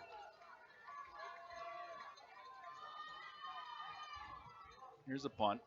And it hits at the 10 and bounds into the end zone. So we're down to 10 seconds to go here in the first half. Now the Thunderbolts will come out. I think you just take a knee here and be good. For as bad as things went, and maybe some decisions and maybe some breaks, and you're only down one to the 13th ranked team in the nation. Yeah, at the end of the first half here, that could have blown up in their face in a big hurry there. Could have been 14-6 just like that. And then you go in just thinking, man, what could have been? Yeah. But now you just go in and say, let's get after it. Yeah. Now you just come out and make a stop on the first series in the third quarter, win the third quarter, and hold on in the fourth. They do go into victory formation here. Lamphere takes the knee, and that will do it. We've reached the end of the first half. It's a good one here from the Thunderbolt. Mines leads it 7-6 on Fox Sports Pueblo. This is CSU Pueblo Thunderwolves football on Fox Sports Pueblo 1350. Let's head to the field and join the voices of the pack, Jim Brooks and Joe Cervi. And welcome back to the Thunderbolt. CSU Pueblo band out on the field here, performing here at halftime. 7-6, Orediggers lead it here at halftime. And Joe, the ultimate game of swings of momentum. Each team had their chance at the old momentum thing. It's been a really weird game, well played, I think. And not speaking out of school, if Mines doesn't have John Matoka's legs, it's a different ball game because he's made a difference on some scrambles that have kept drives alive. His little touchdown pass to Zeman was a well-designed play, and it was a great little wiggle in an offense. And I'll tell you what, if I'm an offensive coordinator, I mark that one down because I think it's kind of fun to watch. CSU Pueblo, on the other hand, just break after break, and they're not taking advantage of them, and then they finally get the fumble and fumble it right back on the exact same play. And that is like just – But they get the sack on the next play. Well, so. and not only that, they kept them from scoring and make this a two-score game at halftime, and it very easily could have been. On a wild game today down in Chapel Hill today, and Wake Forest gets a touchdown late to get the cover. Well, it's a split, Joe. Everybody goes away unhappy. It was a 3-point. Wake lost. Yeah, Wake lost, but North Carolina was a 3-point favorite. But see, now that's where we differ because I'm just a fan. So I don't bet, so I don't care about spread. So it's nothing. Nobody wins. Yeah, well, the house wins. I don't know. Yeah, North Carolina won. I bet you they're partying in Chapel Hill. That is a big win for that. Raised their record to 5-4. There's your Wake Forest. Their outside shot, I guess, at getting into the playoff is nice little done. team though, Wake Forest. Yeah. So North Carolina outscored them today in the fourth quarter, 24-7. Here in this ball game, Joe, when you look at the numbers, fairly even ball game all the way around. Both teams with 10 first downs. Both teams relatively the same rushing. Both teams relatively the same passing. Thunderbolts have a 19-yard edge in total offense. Third downs, they're 3 of 6. Thunderbolts are 3 of 8. So it's kind of right where it should be here, I suppose. Even? Yeah, kind of even. Yeah, the only difference is 2 field goals does not equal a touchdown. That's right. That's where the Thunderbolts. I look back, Joe, to that series of downs when it's 2nd down and 6 at the 10, and they done all their damage running the ball down there into the red zone to get it to the 10, and then they try a couple little, I don't want to call them cute passes. They're little corner routes, those are fade routes, but they're tough to hit. You said it. They're low percentage passes, and both times receivers got knocked off their route. So the timing was they didn't have free run to the corner, and that's a problem. What I don't, and we say this all the time, in all due respect, is when something's working, why go away? I know you want to try variety, and I know you want to keep people guessing, but I don't think that we saw enough of Michael Roots. He had 10 carries for 76 yards, and I thought that was an easy 76 yards. Not for him because he runs really hard, but I thought they could do that all day. Yeah, this seems like one of those, in the old days, it would have been one of those 32-carry Cam McDonald days. Yeah, Cam McDonald, Jesse Lewis, J.B. Matthews, just let them go. Let them eat. And the linemen were getting some rhythm. Yeah, you're not going to get 10 every play, but if you go 4, 2, and 5, guess what? That's the first down. And to me, it looks like Ordiger's strength is getting you in 3rd down because they get everybody up along that line of scrimmage. They fly to the ball. And they send everyone. And Gunnar Lampier, his sacks, the amount of yardage he's lost, they don't have sack yardage on here, but and just getting hit. I mean, he's fragile as it is. He's not made of porcelain, but he's pretty fragile. So trying to keep him healthy in a game that's this important is paramount. 7-6, Ordiger's here at halftime. Back with more of our halftime show right after this on Fox Sports Pueblo. This is CSU Pueblo Thunderwolves football on Fox Sports Pueblo 1350. Let's head to the field and join the voices of the pack, Jim Brooks and Joe Cervi. And welcome back to the Thunderbolt. Thunderbolts band continuing to play on here. The Mines skill players, they're already out here. The kickers, the specialists, they've decided, we've had enough of that locker room thing. They don't need to hear any strategy, Joe. No, and 10 and a half minutes is a long time to come out and get loose. They don't kick off. Yeah, so it's going to be a little time to sit. Let's give you the first half numbers here. We kind of glossed over them, but let's give you a complete wrap-up here. Both teams with 10 first downs. Thunderbolts 61 on the ground, 98 through the air, 159 yards total offense on 36 snaps. Mines with 52 rushing, 88 passing, 140 on 33 snaps. Possession time, Thunderbolts 16:36, Mines 13:24. Thunderbolts 3 of 8 on 3rd down. Ordigers were 3 of 6. Thunderbolts were 2 of 2 in the red zone. They were both field goals. Mines 1 of 3 in the red zone, but that one was a touchdown. And as Joe said, that touchdown trumps your 2 field goals. Turnovers in the first half. Thunderbolts did turn it over twice, both of them on fumbles. One was on Lampier on the first possession of the game. Resulted in a Mines missed field goal. Mines also with the one fumble, but they recovered it right back after the Thunderbolts fumbled it back to him there.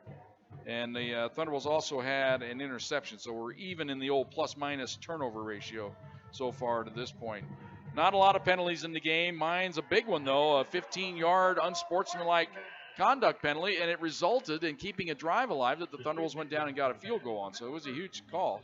Thunderwolves, their penalty was a 10-yarder, but remember, it nullified what was an 8-yard gain would have put it down to the 22-yard line, ended up making it back to the 40 on 1st and 20. They ended up having to punt the ball away. So both teams' penalties today have been very damaging. Probably the Thunderwolves penalty cost them at least 3 points, and Mines penalty definitely cost them 3 points. It's ironic that penalties cost you points, but the turnovers didn't. Exactly. Crazy. Individual numbers, Roots 10 for 76, Bingham 4 carries for 11, Pennick 1 for 2, Zeman 10 carries for 28 yards, Matoka 7 for a net 24. He was sacked 3 times in the first half for a negative 26 yards. Lamphere was sacked 4 times in the first half.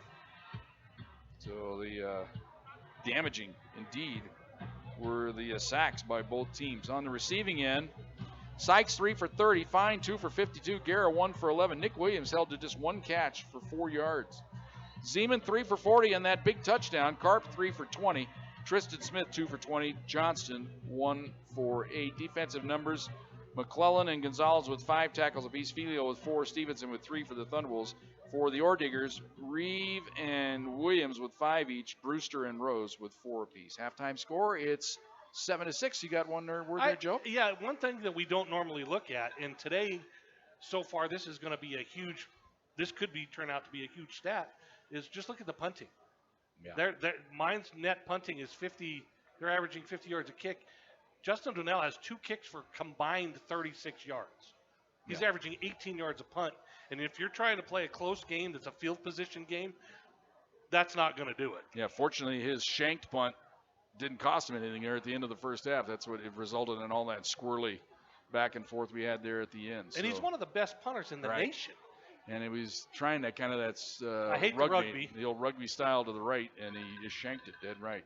All right, halftime score 7-6. Orediggers back with some scores from around the country on Fox Sports Pueblo. This is CSU Pueblo Thunderwolves football on Fox Sports Pueblo 1350. Let's head to the field and join the voices of the pack, Jim Brooks and Joe Cervi. And welcome back to the Thunder Bowl. We got about a minute and a half here before we take our final 2-minute break here of our halftime show. I'll give you some scores from around the country. In the RMAC today, South Dakota Mines defeated Highlands 40-17. Adams State leads Fort Lewis 31-7 in the third quarter. Mesa leads Black Hills State 38-3.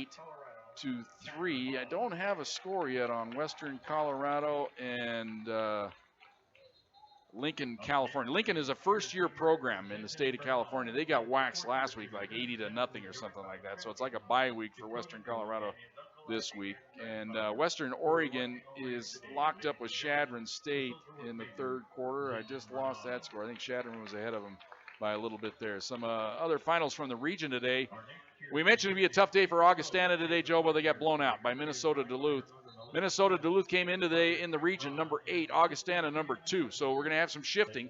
Duluth defeats Augustana 41-15. So they'll move up, and Augustana will move out. That's going to be damaging for them, that's for sure. And some other scores from around the country. Number 1, Ferris State defeated Davenport today 50-14. Got a nice text from Tony Wright today. Said, Ferris State's pretty good. Yeah. Indeed they are. Grand Valley also won today 62-13 over Wayne State. It's halftime here. Thunderwolves trail at 7-6. Back with the second half on Fox Sports Pueblo. This is CSU Pueblo Thunderwolves football on Fox Sports Pueblo 1350. Let's head to the field and join the voices of the pack, Jim Brooks and Joe Cervi. Well, Joe, they did my old pet peeve on me there as they reset the clock. Well, we just got to be ready. But did you see the kickoff? He signaled for a fair catch and dropped it, so the ball was dead on the 4-yard line. So CSU Pueblo, when you drop the fair catch, that's the rule. Yeah, nice break for CSU Pueblo. So Mines will take over. They're at their 4. But once again, memo to the clock. Do not reset it. We work off that clock. Here's the pass over on the left side. It's caught across the 5, across the 10, 15, up the sideline, 25, 30. This could go the distance. 45, 50. 40, 30, 20, 10. Touchdown, Tristan Smith for the Ore Diggers. Just like that, 96 yards. Well, you'd hope you'd have made them work for it to go the length of the field, and they went the length of the field in one play. Just a simple little quick screen out to the left side, and the Thunderwolves, they play that little cushion, and you've got to make the tackle, Joe, and when you miss tackles, they come back to haunt. Warning for music during the play while the snap was imminent. First warning of the game. They have had success with that wide receiver screen all game long, and that one was a big one. So Jacob Click in to try the extra point.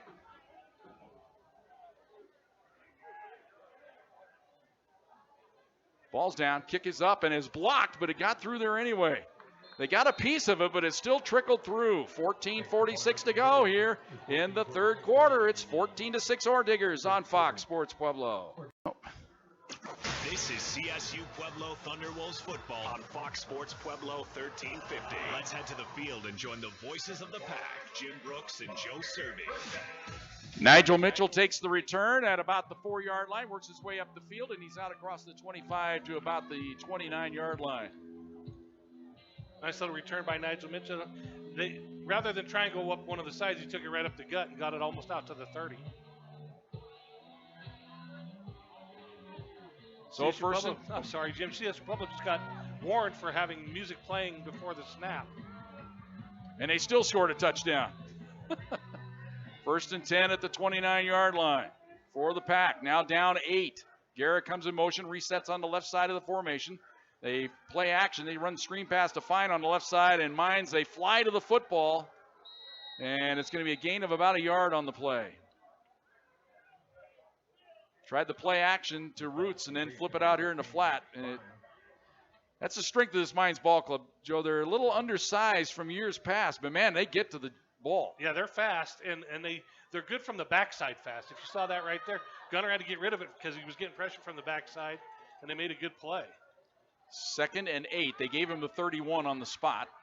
They give it to Roots up the middle. He cuts across the 35, breaks the tackle. He's got the first down out to the 41-yard line. He was one man away.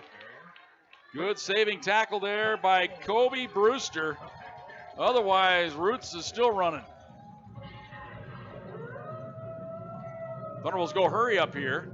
Why is it? There is no substitution. They gotta let him play. And they give it on the right side this time to Bingham. And he gets 3 on the play out to the 44-yard line. Actually had Albertini lined up at fullback that time. Jim, the official, they're trying to hurry up. Yeah, you can't. And nobody subbed that time, so they could have gone. Yeah, that was over officious, is what we say.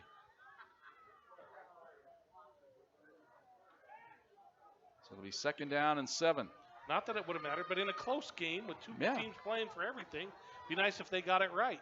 Nigel Mitchell wide to the left this time. Fagan's over there with him as well as Pennick in the slot. Now they reset and look over to the sideline. Bingham is the running back here. He's not sure why Roots out of the game. He had the one good run. Maybe got dinged a little bit on that run. They give it to Bingham up the middle, puts his head down. He's across the 45 out to about the 47. He'll pick up another 3. It's going to bring up 3rd down and 4 now for the Thunderbolts. Now Roots will check back into the game. You don't lose size or toughness with Bingham, but you lose Michael Roots' speed. Yeah, you lose the home run hitter. So 3rd and 4 now for the Thunderwolves. Down 8. Mitchell wide to the left. Albertini and Fagans to the right side this time. No speed receiver other than Mitchell into the game here on this play. Straight drop back by Lamphere. Looks right, fires right, and that's a bad pass. It's caught, but Fagans had to dive to the turf to make the grab. No gain. It was weird not to see either Sykes or Nick Williams in that package. And the Thunderbolts will send the punt team out. Not electing to go for it here on 4th down and a long 3. I wonder if Gunner's thumb or hand or wrist or something is still bothering him, because that ball came out like a duck. Yeah, it was not a good pass, that's for sure. Way off target on a simple little, which, if you hit Garrett in stride, a big physical runner, he's going to get the first down easily. Joinell to punt it away. His last one was horrible. Takes the snap, goes conventional this time. End over end kick. Fair catch signaled for. Back at the 10-yard line and taken. That was a lot better. So as a net punt on the play of only 33 yards, or 43 yards rather, but you pin them down at the 10-yard line. And then when they flip it over, it's going to be at the 11 now. Well, it was a better effort by Justin Bunnell, but we just saw it doesn't really matter where Mines is on the field. They just went 96 yards in one play. So 1st and 10, Orediggers at their own 11-yard line. Well, last time they started 1st and 10 from their own 4, took one play to go 96.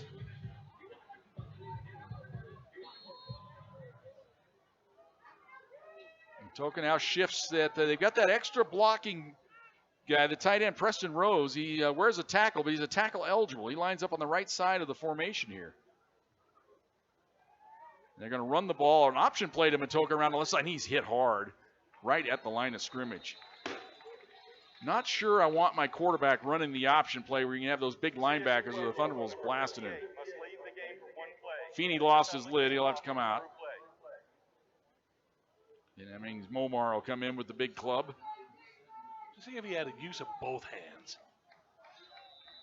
But he's so big he only needs one. 2nd down and 10. They mark it at the 11. So no gain there for Matoka on that option play to the left. Now he's going to change the play call. Then the linemen change their blocking assignments. Now they bring a man in motion across the formation to the left side. That was straight two drop guys back in by motion Matoka. right there. Looks left. Pump fake. Nothing there. Now he's going to run right. Trying to get to the edge. Filio chasing them down and chases them out of bounds. Flag is down. Going to get a hold here on the Orediggers as the wide receiver, Mason Karp, had a hold of one of the Thunderwolves.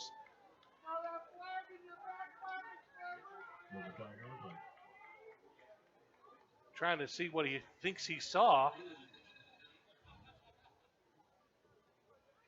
There is no foul on the play for holding. Oh, yeah, see, I don't get that. Yeah, what did you see in the front? What did you see then, Mr. Umpire? When you get talked out of 3rd down and 6 from the 15-yard line. We know better than you. Put that flag away. You're the guy with the white hat. You didn't see it. Gene Bauman's here, former head of the RMAC officials. Be having a field day with Gene today. 3rd and 6. Toka takes the snap. Looks right, fires it right. He has Zeman. He's going to have to make a move, and he's not going to make a move as he is hit down in a hurry by Patrick Howell at the 14-yard line. Good defense by the Thunderwolves. They had success with that play earlier in the game, but that time the Thunderwolves read it, and they were ready for Zeman. And not only did they read it, and they wrapped up. And if you've listened to us for the entire season, tackling has been an issue for CSU Pueblo. It has been, that's for sure. So punt formation, chance here for Cook. He's going to stand back at about his own 45-yard line to receive the punt. And it's a high spiraling kick, sending Cook back inside the 40. Takes it at the 33, makes the first man miss, trying to get to the edge. 35, 40, just runs right into the tackler. Across the 40 to the 42-yard line. Good stop on the play for the Orediggers. Max Fetchy, redshirt freshman out of McKinney, Texas. Give Cole Rumrold credit for CSU Pueblo. He could have got caught for a block in the back, and he just stopped and put his hands up so the official saw that he wasn't going to, when Cook turned around, he didn't stick his arms out and make a block. Pretty important stop there by the Thunderwolves defense to get them 3 and out, to get the ball back here out around midfield. Trailing the game 14-6, 10 minutes to go here in the 3rd quarter. Lamphere from the gun. He has Roots right behind him, and more of a pistol look this time, and there's moving along line. That's going to be encroachment on the Orediggers. As Jacob Lopez, a senior out of Stevensville, Texas. One of that Texas connection. Mines, they recruit Texas heavily. He's the only one that's not walking backward. All the other Mines players walked backwards. Offside. Defense number 64 in the neutral zone with contact. 5-yard penalty. It's still 1st down. Yeah, his only hope there was it was a snap infraction of some kind. Maybe the center squeezing the ball or something there. But well, why did 3 guys have to get together to see that the nose guard knocked a guy? I don't get it. I think they just conference just to conference. They're like ambassadors of the UN. 1st down and 5 from the 47. Play action. Pass left side. Caught by Fine. What a grab. 1st down. That was much like the grab that Deontay Sykes made earlier in the game. Those balls speared it. Yeah, those balls are thrown hard for a reason. And that could be setting up a Michael Roots run. That play action.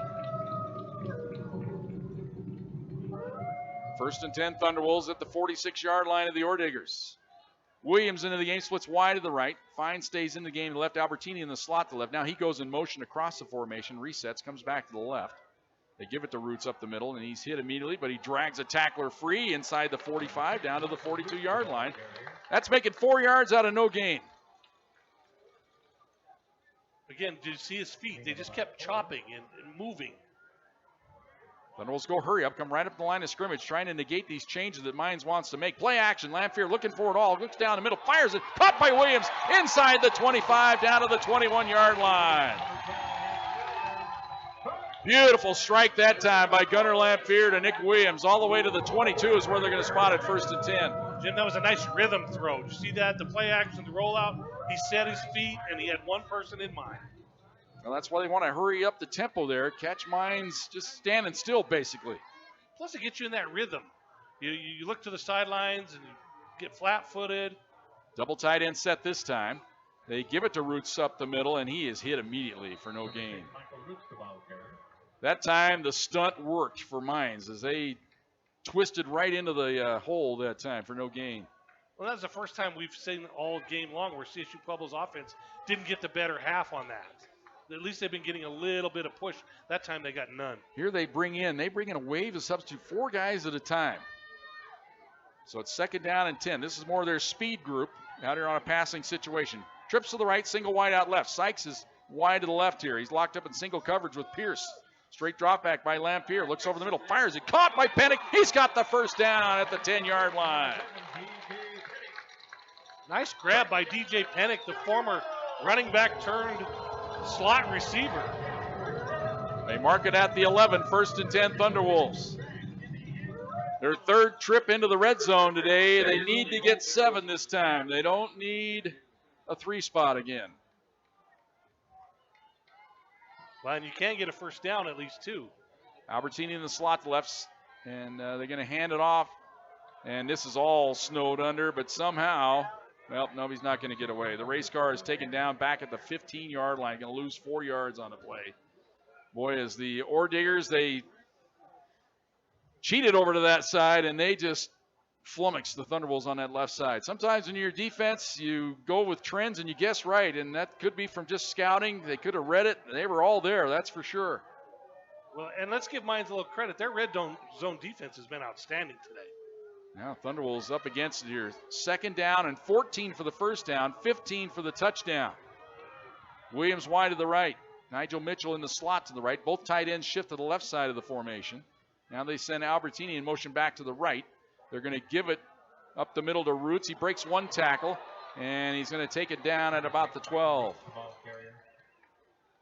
Tried to spring him through there on a quick little delay, if that makes sense, if you know what I mean. Not the usual draw play, but kind of sprint down the line and hand it to him. Well, that was actually a really good play, but Mines did a good job of tackling. So it's at the 11. So it's 3rd and 10 for the first down. 11 for the touchdown. Ball just inside the 12, actually. Williams wide to the right. Could see the fade pattern over there. I like the athletic matchup here. Throw a jump ball up to him here. Let's see what happens. Lamphere under center this time. Straight drop back. He looks left instead. Now here comes pressure. Look out. He's sacked. The ball's loose. It's fumbled. Picked up by the Orediggers. Up the sideline.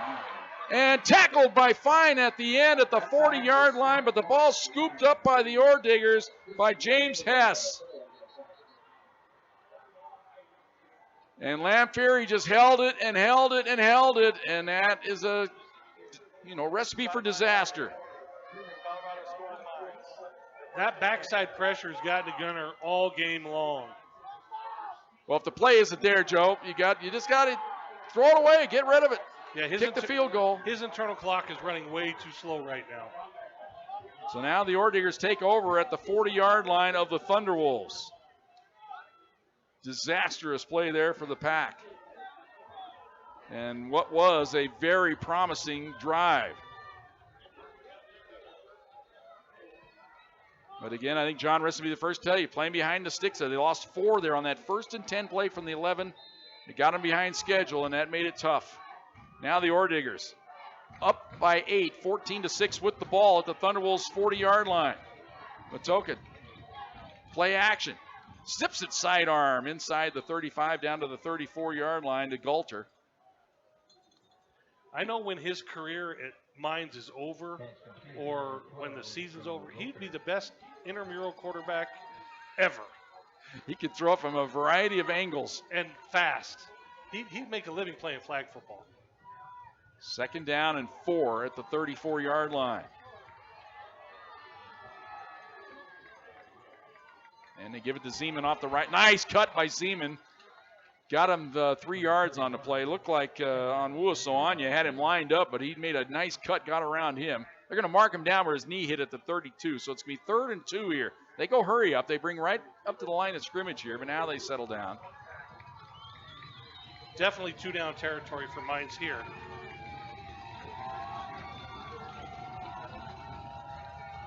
Zeman adjusts to the left side. They give it to him up the middle. He's hit immediately.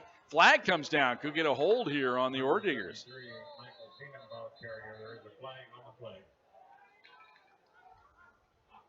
I always hate the holding call on a 3rd and short.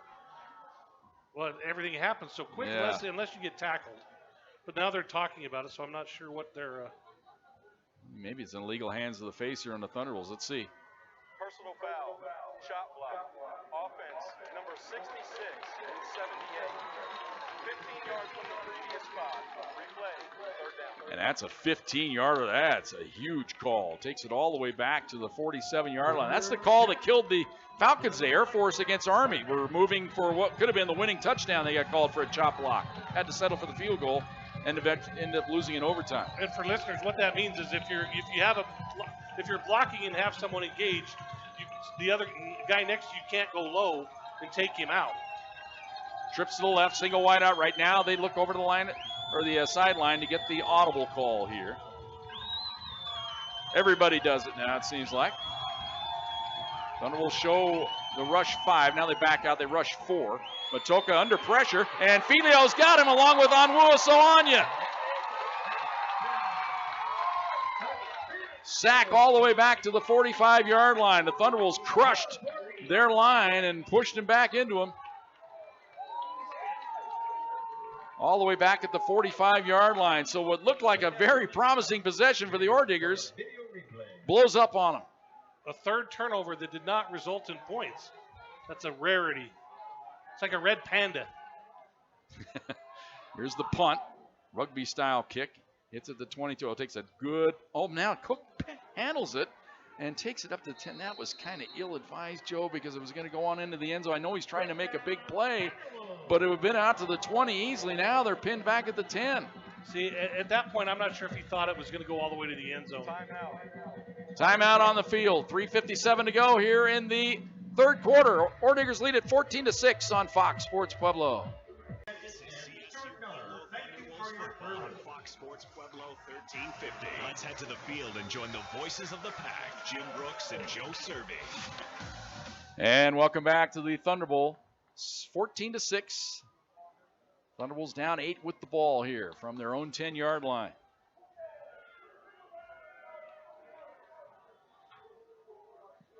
Well, they've been moving the ball today, but that red zone offense, 2 for 3 now with 2 field goals. That's what's right now haunting them.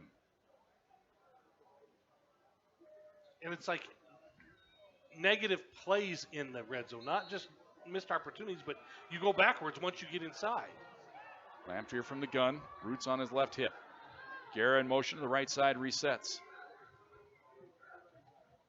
Lamphere straight drop back. He's going up the left sideline, going for it all for Nick Williams. Overshot him by about 5 yards. And Nick Williams had his man beat, but the ball wasn't even in play. So a shot like that does you no good if the ball's already out of bounds. I'm not sure John Riston liked that call. Yeah, you gotta give your receiver a chance.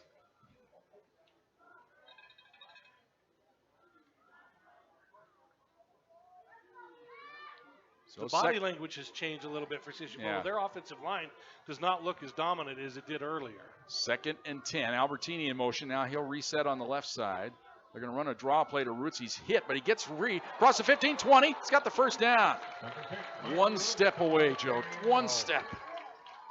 And then he helps up the guy that trips him up. Michael Roots you got to love the kid because he appreciates good on good. Seems like that's what the Thunderbolts, it's almost there a couple times today. Mine's able to hit the big 96-yard big play for a touchdown. Thunderbolts need something like that. Here in this defensive struggle today from the Thunderbolt. 3:30 to go here, third quarter, 14-6, Ordiger's on top. Albertini in motion, now resets on the left side.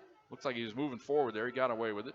Roots puts his head down, and the fans just woo as they see Roots just pancake the defensive lineman trying to tackle him.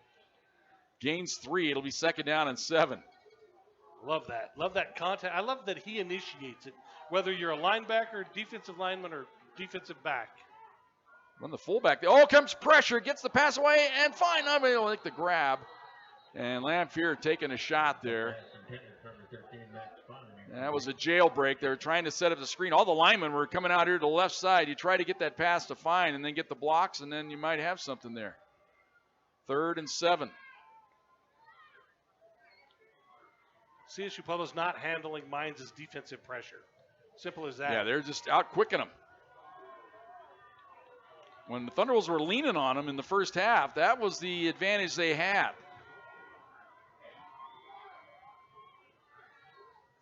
And they're going to run a draw play back to Bingham. Puts his head down, and he's going to get the first down. He's out to the 35-yard line. Good second effort there by Bingham. And he has the first down for the Pack at the 35-yard line. So they crossed him up there on 3rd and 7. You know how you take advantage of speed? Misdirection. Choose my drama teacher. Misdirection. Along with Misinformation. My math teacher. And just mystery. Miss Mystery. Civics. 1st and 10 at the 35 for the Thunderbolts. Pitch it to the left side. Bingham. Oh, he's hit hard this time. Going to lose a couple on the play. He tried to take on the tackler, but then the problem is about 3 guys followed him up. You know, I don't mind that at least one attempt to try and run wide. They haven't tried to run wide the entire game. That's the first time they've gone to either edge or attempted to go to either edge. Well, you know, we talk about it all the time. Nobody makes a living running east and west on the Thunderbolts or side to side. You just can't get away from it. That's kind of the same way Mines is. It's hard to get side to side on these guys. You just got to go downhill on them. It's because they're fast. 2nd down and 12 at the 33-yard line. Lamphere from the gun. Well, they send 5. Here comes an extra guy, and they've got Lamphere, but he gets away. He's got a chance over the middle. Caught Albertini. First down at midfield and more down to the 48-yard line. I don't know how they missed Lamphere there, but they did. He's a little Matoka action. Kind of ducked his head and slipped underneath it. That was a nice little catch by Albertini, but he's going to have to learn to put that ball away. You're a tight end. You're not going to hold it out there like the bread basket. You got to go. Secure that ball and go down, Biggin. He comes out and is winded. Yeah, Lamphere used his size and strength there and just to ward off that rusher. Ball at the 49-yard line. We're down to 1:13 to go here in the 3rd quarter. Thunderbolts on the move, down 14-6. Fake at the Roots. Turn in pattern. Try to go to Nigel Mitchell. Dangerous pass. Sailed high and wide. Incomplete. It's almost like Nigel wasn't completely sold. He was going to be the intended receiver there that time. And I don't know because where we're at, but that was right into the sun. Yeah, that might have been why he was acting that way. Like, I can't see it. Can't catch what you can't see, right? And we're to that part of the year here. The sun sinking low in the southwest now, basically. Coming right into the open end of the Thunderbolt.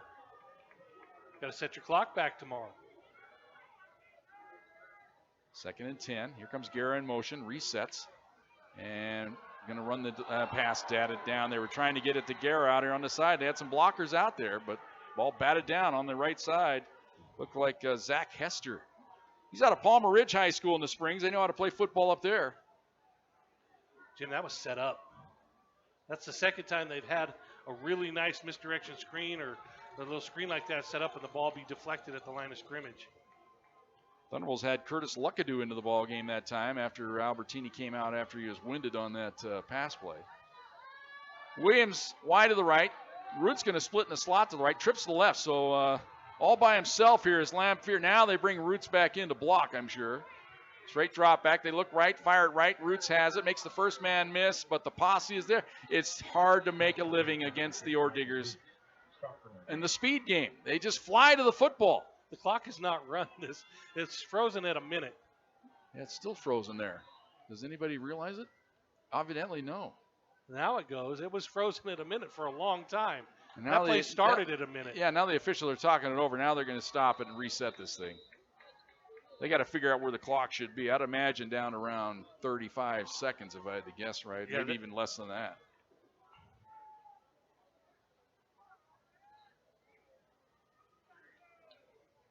Well, your defense does the job, but your offense. Here we go. They're going to say what it is here. Well, now they're going to talk about it a little bit more.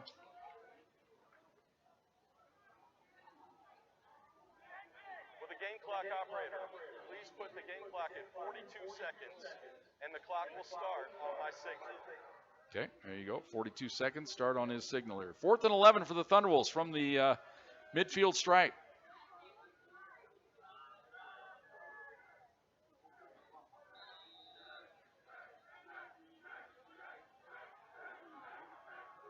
Dwinell to punt it away, stands at his own 37-yard line, has the snap, punts away, angles it to the left, and it hits at the 5. Chance to down it here, and it takes a bounce back up the field to the 7.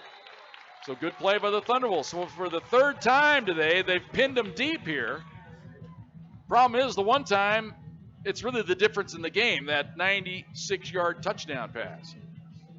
More like a 5-yard pass and a 90-yard run is basically what it was. I remember one time Steve Watson for the Broncos caught a ball on the 1-yard line and got hit by 2 defenders and took it 99 yards to the house.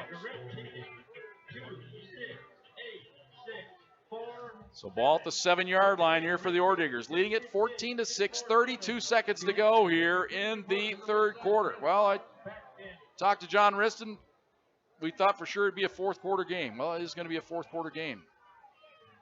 Here's the ball handed off on the left side. Zeman taken down after no gain. And that should be the final play here of the 3rd quarter. Doesn't look like anybody's in too big a hurry. We'll make sure, though, here. The Orediggers now. Yep, now they're going to creep back up on the line. They may try to run up. Now they're gathering, and they're going to call it good. Yep. 5 seconds ago, that'll do it. We're at the end of the 3rd quarter. Orediggers lead it 14-6. Back with the 4th quarter on Fox Sports Pueblo. This is CSU Pueblo Thunderwolves football on Fox Sports Pueblo 1350. Let's head to the field and join the voices of the pack, Jim Brooks and Joe Cervi. And welcome back to the Thunder Bowl.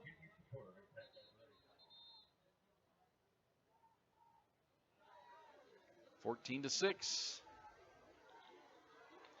You know, other than that first play of the second half, CSU Pueblo's defense has acquitted itself nicely. Unfortunately, that was kind of an important play. Yeah, and then that little pass to Zeman that scored the touchdown, really the only one that really caught him off guard in the first half as well. So now the Orediggers from their own 7 here on 2nd down and 10. Play action, zip it over the middle, incomplete. Oh, and then a late hit. Gosh dang it by the Thunderbolts. That was silly. McClellan just blasted the defenseless receiver. Personal foul against the Pack. Going to be a 15-yarder and take it out to the 22-yard line. Fans booed, but it was an easy call. He was defenseless, and he had 2 steps.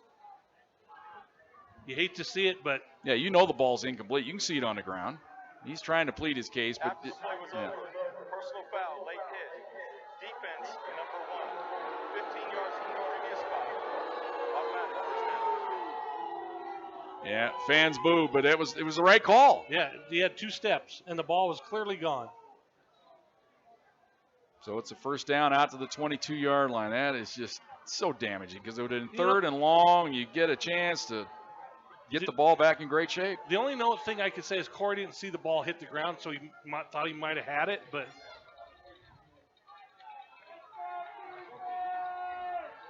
So 1st and 10 for the Orediggers.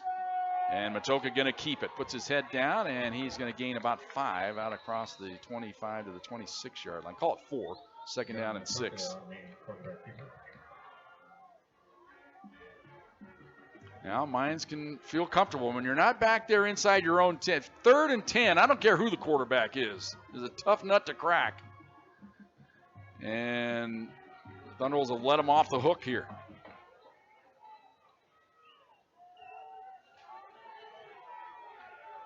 Ball at the 26-yard line. Toka brings a man in motion. Fake the jet sweep action. Now they pass it to the man in motion on the right side, and Filio has him, but not before he's able to get forward to about, well, God, they're going to give him the 30-yard line. They just kept creeping up the sideline there and put him down at the 30. So it'll be 3rd down and 2. Number 21, Trevor Filio on the stop. This is one of those games right now where CSU Pueblo's down a score. It's a lot of football to be played, but they have not played their best, and that's what you were hoping, John Riston was hoping, is if we give our all and it's, let's just do it. But little mistakes here and there, and they all add up, don't they? Just little things. 3rd and 2 for the Orediggers. Thunderbolts creeping up on the line. They're going to fake it to Zeman. Matoka keeps it. He's taken down for a loss. Not Scipio. That was Botts. Trey Botts read it beautifully on the right side and takes him down for a yard loss. Great play by the defensive lineman there. Again, the defense acquitted itself nicely. I think Corey McClellan needs to go give everybody a handshake right now for bailing him out. Well, I think we said it a lot this year. Now the offense needs to validate their defense. The defense, they make stands, they're making stops. Sure, they gave up the one big play, but they've played well enough today. Snap handle, boy, they had a chance there. Kick is a low end over end job. And Cook and a handle, he just dives on it, smothers it at the 20-yard line. He might have saved 10 yards of field possession right there by doing that, though. Well, Thunderbolts will take over there. That was a good, smart punt by Jacob Click.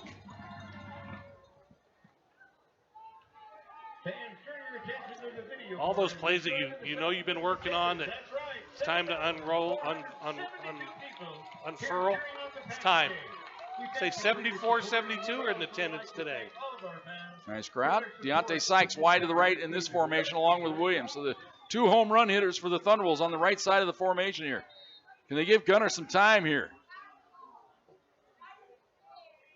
I'd like to see a deep shot over the middle to Williams here. The safety is not deep. Now they're creeping back. They're kind of sucking him into it, aren't they? They hand it off to Roots around the right side. Tries to turn the corner. Cuts back inside. He's out to about the 25-yard line. So he'll pick up 5. It'll be 2nd down and 5 for the Thunderwolves. Positive plays, whether it's 3 yards, whether it's 5 yards, whether it's 10 yards. Anything positive right now is what CSU Pueblo. They can't afford these negative plays that they've had all game long in key situations. They mark it at the 26, so a gain of 6, 2nd and 4. I formation this time. Albertini, the fullback. They look right. Here comes pressure, and Gunner goes down. I think the play there was to dump it off to Albertini immediately, and Gunner didn't do it, and then he had to eat it. Well, one of the linemen for the Thunderbolts is in a bad way. Got his Thane Jackson got his right leg caught up underneath him. Jim, Elijah Reed's a veteran offensive line for CSU Pueblo, and he stood there and touched no one on that play. He was looking for somebody to block. Thane Jackson just comes over to the sideline, just drops down to the turf.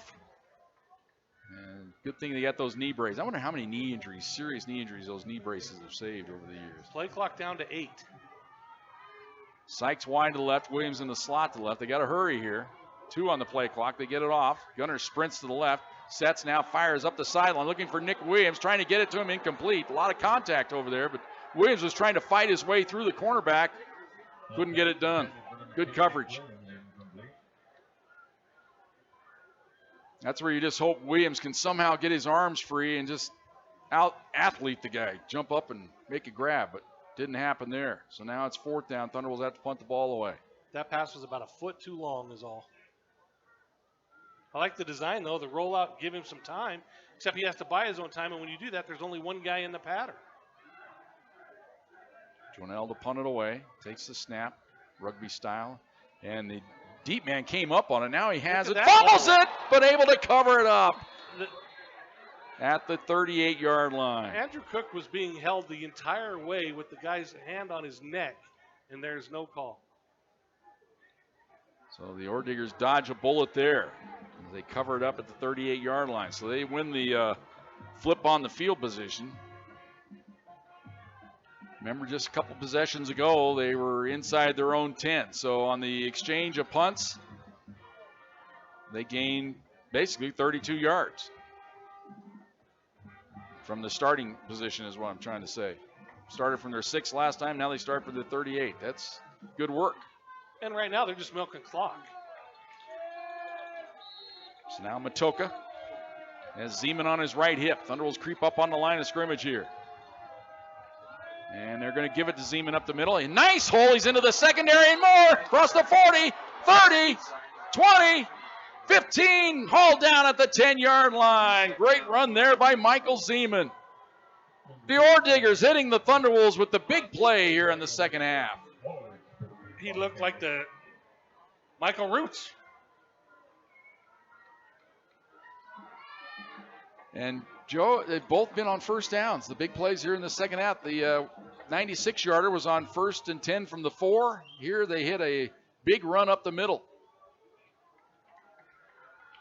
Doing my football math in a hurry, 42 yards on the play there.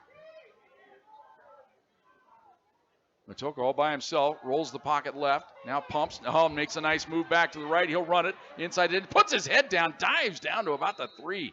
He is fearless. I'll give him that. He's not that big. Yeah, he didn't go down and give himself up. He turned his shoulder and went forward. So it'll be 2nd and goal from the 3-yard line here for the Ore Diggers. They already lead it 14-6 with 10:50 to go.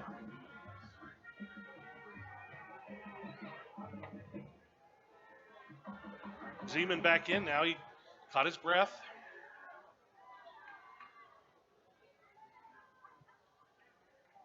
Now he reshifts to the right side, takes the handoff up the middle, and he plows his way to the goal line. Touchdown. Left linesman has signaled touchdown on this side. The other linesman has said the ball's down, but we already had a signal a touchdown from the left side here. Now they're going to still talk it over.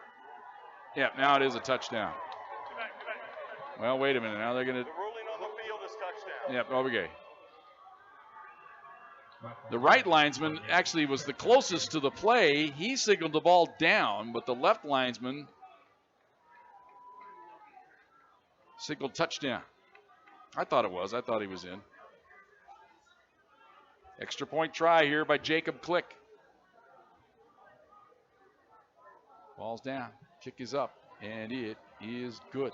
10:29 to go here in the 4th quarter. Ore Diggers have opened up a big lead now. They lead at 21-6 on Fox Sports Pueblo. This is CSU Pueblo Thunderwolves football on Fox Sports Pueblo 1350. Let's head to the field and join the voices of the pack, Jim Brooks and Joe Cervi.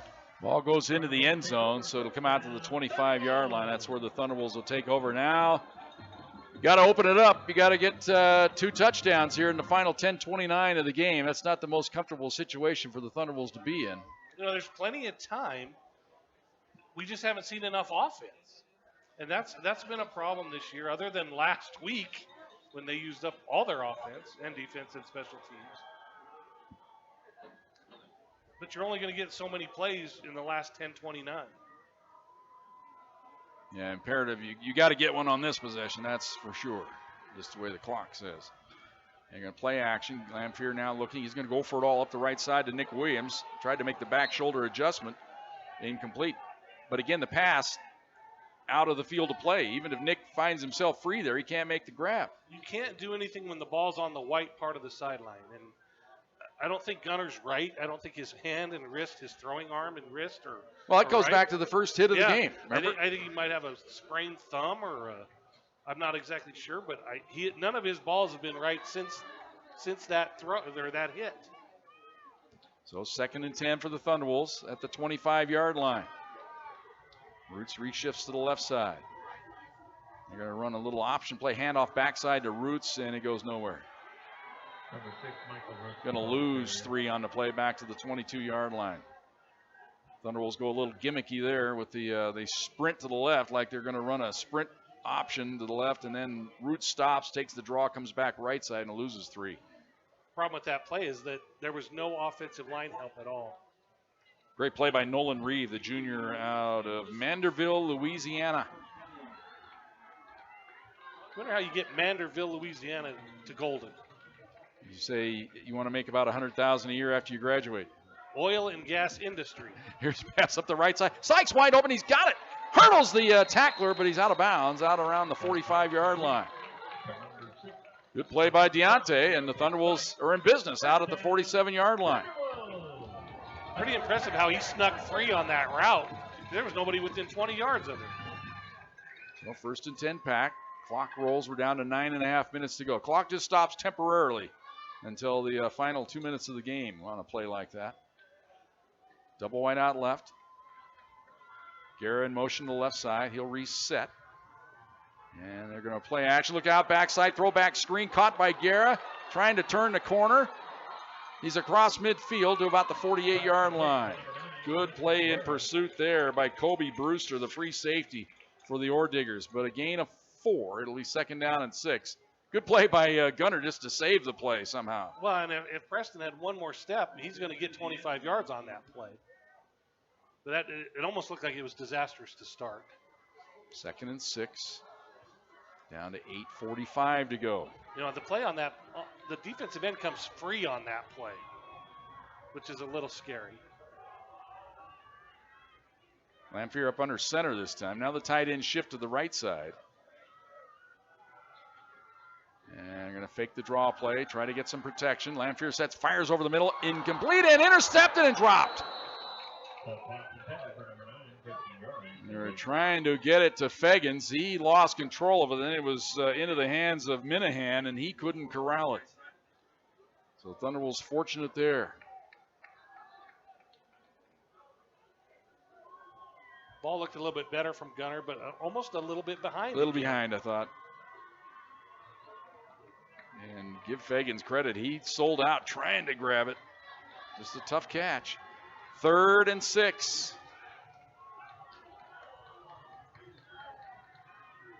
And they fake the jet sweep to Cook. They look over the middle. Ball deflected and knocked down. That was a zone blitz that time by the Ore Diggers. And dropping out of there into coverage was Josh Pollard, who's up on the defensive line normally. And he dropped back right into the throwing lane.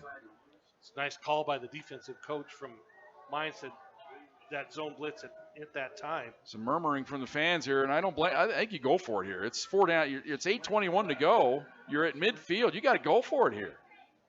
Thunderbolts going to punt the ball away.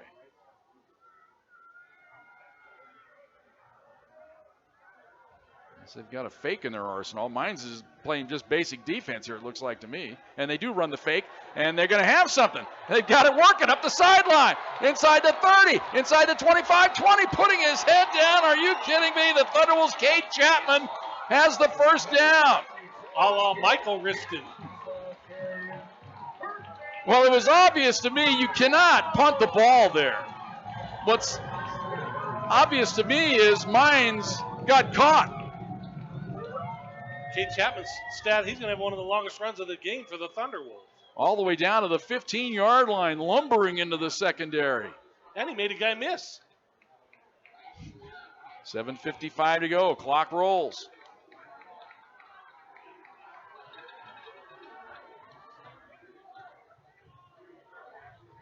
Going to roll the pocket right, looking right, firing into the end zone for fine, incomplete again. No chance. But if you do throw that on the field of play there, it probably gets picked.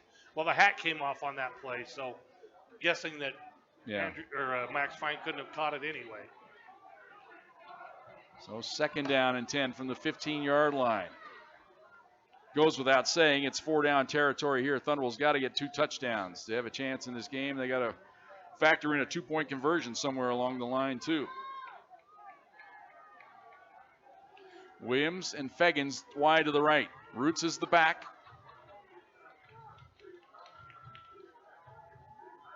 They roll the pocket right.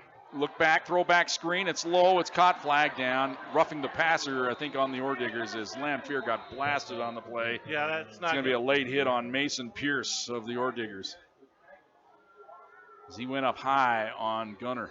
And he's walking away, and he knows it's on him. walking over to his far corner spot. He says, can I get out of here He's quick enough? trying to hide. Now, again, why do they have to talk this? I don't get all these conferences, Joe. That makes no sense.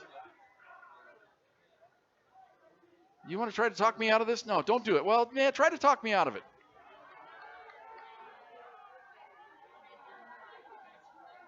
Personal foul. Roughing the target. Roughing the passer with targeting. Defense, number 24. Half the distance to the goal. Ejection. Automatic first down. Number 24 has been disqualified. That's right. And there's an ejection on a play. So targeting on the play on Mason Pierce. So he's done for the day. Now they can appeal that. They can go to the video review and try to get that taken away, but not for this game. There's no video review during the course of a Division II game. They may appeal it to the conference. He may be back for the last game next week. But he's got to miss half of next week, I believe it is, right? Correct. So first and goal for the Thunderwolves from the 7-yard line. Clock rolls with 7:25 to go. They give it to Roots up the middle, and he gets down to about the 4. It'll be second and goal from the 4. Not a bad play, except time is definitely a factor. Yeah, the Thunderwolves have worked it down here so quickly that now they're almost able to buy themselves perhaps another possession a little bit later on if they absolutely need it. But they need to get one on the board here in the next minute, that's for sure. Nigel Mitchell wide to the right. He's in single coverage over here. They're going to roll the pocket right. They look right, throwback screen left, wide open. And again, it's the guy that had the punt, or the fake punt. He gets the touchdown. It's that man, Cade Chapman. The gunner got hit again. But then that's that quick hitter. Well, Cade Chapman, he's the hero right now as he had the fake punt, which resulted in the first down. The Thunderwolves look like they're going to elect to go for 2 right here. I think the play is you kick it right here, don't you, to make it an 8-point game. If you don't get the 2-pointer here, it's as if you didn't score at all. If you had Cade Chapman as offensive hero on your bingo card today for the Thunderwolves. Yeah, let's run another throwback screen to Cade, and maybe we got something working here. I don't think this is the play right here. I think you kick it right here, Joe, to make it an 8-point game, because if they get it, it's all, it's a moot point, because then they're back to within 7. But if you miss it, you're down 9. You're still down 2 scores. Yeah, I'm not, and the officials again are conferencing. So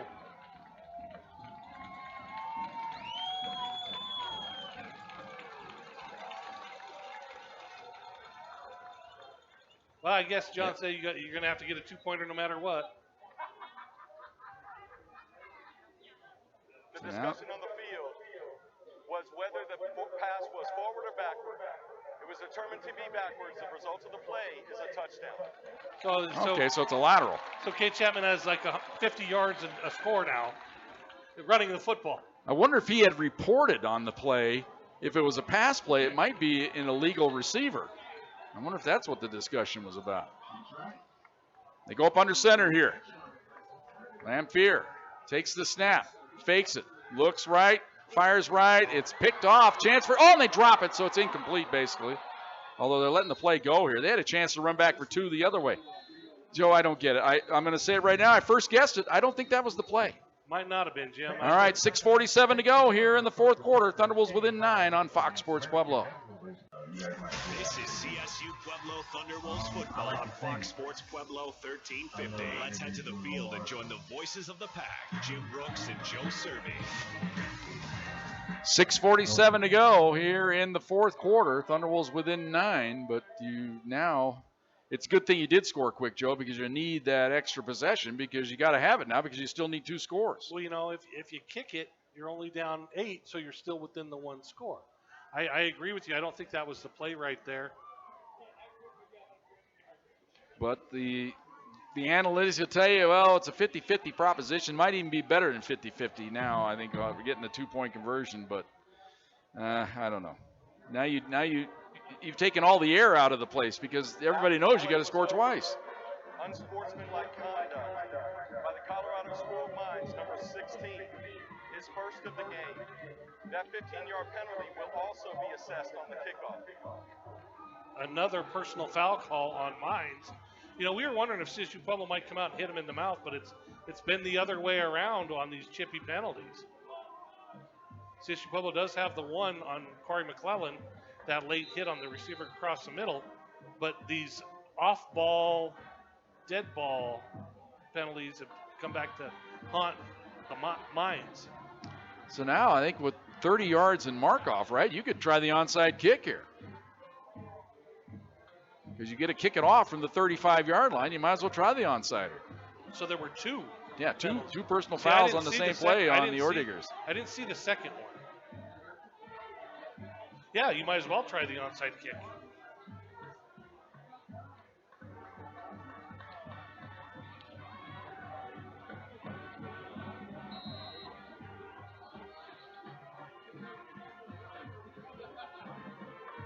This is where you wish you had, remember Kyle Major. He used to kick the ball so hard on an onside kick. Yeah, that's my play. You kick it at the fence post. Try to hit somebody, hit him in the leg, and then have a scramble for it. And they neglect to try the long boot, and you can hear the collective groan go up from the fence. It's like, what are we doing? And you can hear I don't blame the fans there. I'm not sure what that was. I have no explanation, folks. I'm not sure John Griston was happy with that call either. Maybe it was poor execution by Zulek. Maybe they're trying to try the long pooch and pin him down inside the 10. You know what I mean? Just try to, but he kicked it too hard, obviously. Now it comes out to the 25. You gain 10 yards, basically. Man. Drive you nuts up here. Last two decisions. All we do is see what we see, people. Yeah, that's right. We're not making any of these decisions. We're just letting you know what's been decided. Yeah. So the Ordiggers take over at their own 25-yard line. You know, I'm thinking 2 first downs and this game's over. Yeah, you got to get a stop here immediately. Got to get a 3 and out. Score quick. 3 and out. Score quick. That's the formula.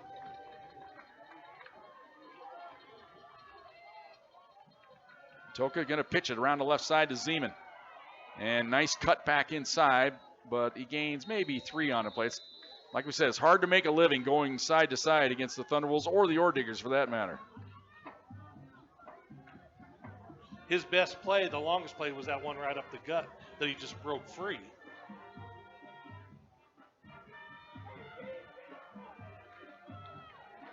Second down and 6 from the 29-yard line. Down to 6:15 to go, 20 on the play clock. Mines will use at least 10 of it. They'll try to use 15 of it every time. Now they're just getting set here. Down to 10 on the play clock on 2nd and 6. Zeman shifts to the right side of Matoka. He takes the handoff up the middle, and he's tripped up. Looked like Trey Botts tripped him up there. Well, I like the inside play right there. Howell and Max Gonzalez kind of filling those lanes just a little bit because you know Zeman's going to get the ball. You just hope he doesn't bounce it outside. So now it's 3rd and 5 for the Ordiggers.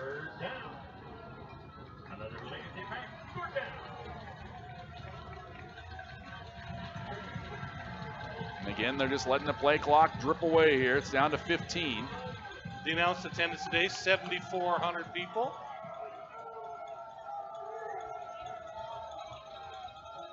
Bring a man in motion. They're going to run the jet sweep around the right side. Try to turn the corner, and again, you don't make a living, and it goes out of bounds. That helps the Thunderwolves as well, although once the ball's set down for play, it'll roll, so you're not going to lose that much time. But, you know, sometimes coaches outsmart themselves, don't they? You don't get side to side on Mines. You don't get side to side on the Thunderwolves. Not the best sequence for Mines offense when you're trying to salt a game away. So now it's 4th and 9 from the 26-yard line. So the Thunderwolves defense does their job here. Love to see Cook run one back to the house here, huh? Here's the kick, high kick. He's got a chance, although the punt is angled to the left. Good job of directional kicking, and it goes out of bounds. Angled that one away from Cook, and he never could get up underneath it. So the Thunderwolves will take over.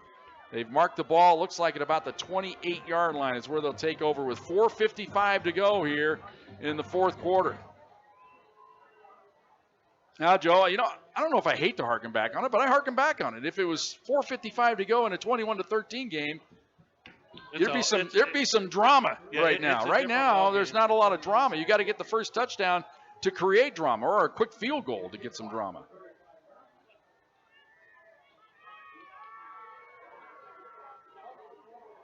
You know you're going to need a 2-point conversion, but it's a lot more beneficial the second time. Lamphere. Oh, that's Kroll in the ball game. As Lamphere's out of there holding on the Thunderwolves. Pass up the sideline caught by Sykes, but that's going to be a hold on the Pack. Michael Root is going to be called for holding. Looking for Gunner to see if he's hurt or if they just want to spark. Offense, number 6. Half the distance to the goal. Replay, first down. Well, remember, Gunner got lit up twice on that last possession by late hits. Or one was deemed a late hit, and the other one was on the touchdown play to Chapman. He got just squashed on the play. Yeah, he's behind Darren Wilkinson on the bench, bent over at the knees, probably trying to catch his wind a little bit. But, I mean, you put in Stevie Kroll with fresh legs and a strong left arm. 1st and 20 from the 18-yard line. Straight drop back by Kroll. Here comes pressure, gets the pass, and he just throws it into the turf. What was that? Kind of had happy feet there, Jim. Not used to that rush. Mines plays a lot quicker. It'll be 2nd down and 20 now for the Thunderwolves. Well, Gunner did play 4 quarters. So. Yep, 3 and a fraction. Well, at least he took a snap. Yeah, he took a snap in the 4th. I get you. That hadn't happened in a while. And last week it was by choice, but. Panic in the game. He's in the slot to the left, along with Williams. Looks like Guerra over there on the right side. It's Sykes. Steps up, fires over there, passes low. He had Guerra open, but the pass low.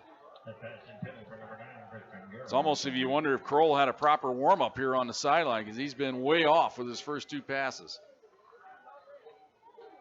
It's always tough duty when you get forced into a game on a moment's notice. You haven't had a chance to really get limber. And that would be hard against an average team or a bad team. But against a good team and a quick strike defense, that's a tall task. Play clock down to 10, and there's just getting the play in. And you can't afford to burn a timeout here because you're going to need that timeout at some point. Down to 4. 3rd and 20. They get it off. Kroll sets. Here comes pressure. Spins out of it. Trying to get to the sideline. He's going to run up the sideline. Tries to cut back inside. Dives across the 30. See where he goes. He's going to get out of bounds at about the 30-yard line. Now, the Thunderwolves have a choice here to go for it. We're down by 9. I think you got to go for it. So that was a good job by Kroll making this at least manageable. It's 4th down and 8 from the 30-yard line. So give Kroll credit there. At least gives him a chance here on 4th down. Clock winds after they get the ball set. And this is an affect your ball game right here.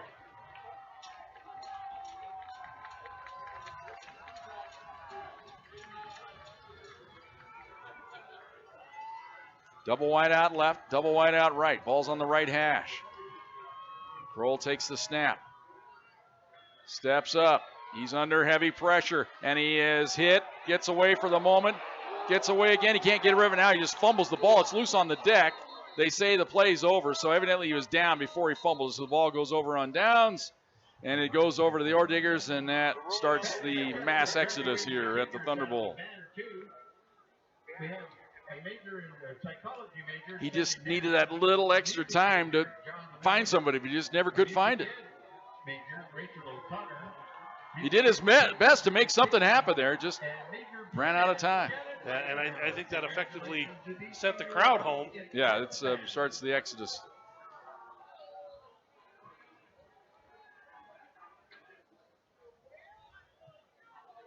Joe, you want me to go one more time back to the 2-point conversion?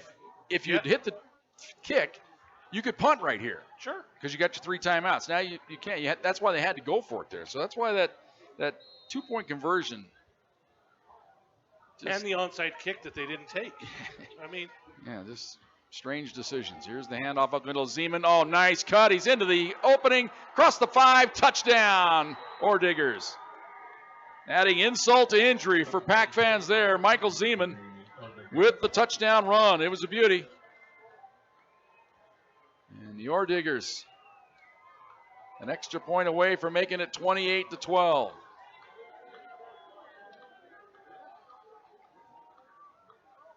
Well, if the turnover on downs didn't send these fans home, that did.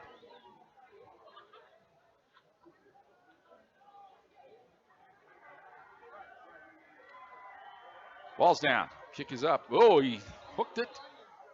And Through. still got it through there. Man, oh man. A couple of weird kicks. He hooked it 3:39 to through. go here in the fourth quarter. 28-12 Orediggers on Fox Sports Pueblo.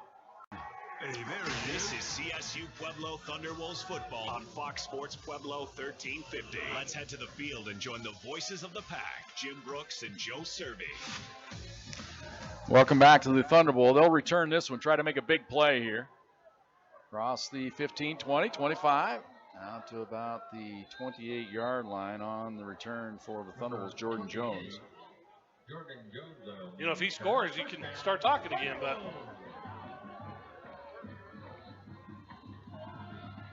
Well, now it's time to play Eternal Optimist. 3:33 to go, 28-12. Touchdown, 2-point conversion, onside kick, touchdown, 2-point conversion. Joe, we go overtime. That's what you got to do. hey, it's happened. So It's happened. Let's see if they can get it done here. Remember, stay tuned for our post-game show. Joe will be down on the field to talk to the head coach, John Riston. At the end of this ball game, we'll have a complete wrap-up, all the numbers, scoreboard show, tell you where we're going to be next week. That all comes your way. Thunderbolts post-game show immediately after the ball game. Here's a pass out left side. Nigel Mitchell has it. They gamble, and he gets away. He's out across the 45 to the 47-yard line. I tell you what, the safety that came up, that gambled on that play and missed the tackle, he's happy the other safety came over and made the play. If not, Nigel's into the end zone up the sideline. Well, they're only rushing 3, maybe bring in one more, and everybody else has dropped back into coverage. So the clock restarts after it's put down, ready for play, even though the play went out of bounds. That's the new timing issue rules that came in about 10 years ago to speed up games here at the end. Here's a pass over the middle, caught to Fine, tries to get out of bounds. He does. He gains about 4 on the play down to the 48-yard line. It'll be 2nd down and 6.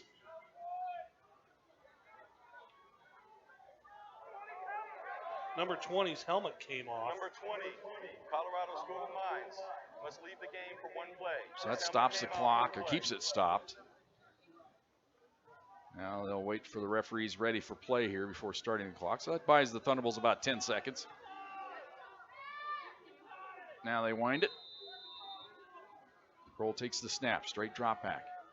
Looks, fires over the middle, ball deflected and incomplete. Fine almost caught it anyway. The ball was deflected by one of those linebackers. Boy, they get good drops on their defensive coverage by their linebackers there. That time dropping back in there, Zach Hester.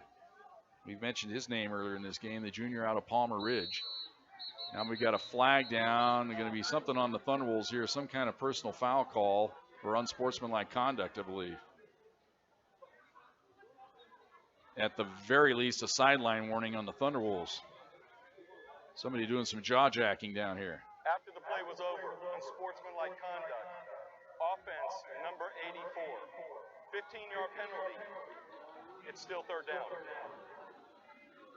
And they pick out on the sideline here. It's on Tanner Draper. He doesn't play offense, so it came from somebody on the sideline, and that man was Tanner Draper. And now John Riston looks over at him and says, Tanner, what are you doing? So now it's 3rd and forever for the Thunderbolts because that's a dead ball foul. They need the 42 of the Orediggers here for the 1st down. Here comes pressure to get the pass away. It's caught by Fegan, stiff arm. And he gets out to about the 45-yard line. So it's going to be, the ball came out at the end, but the whistle had blown. Forward progress stopped. The runner was down prior to the ball coming loose.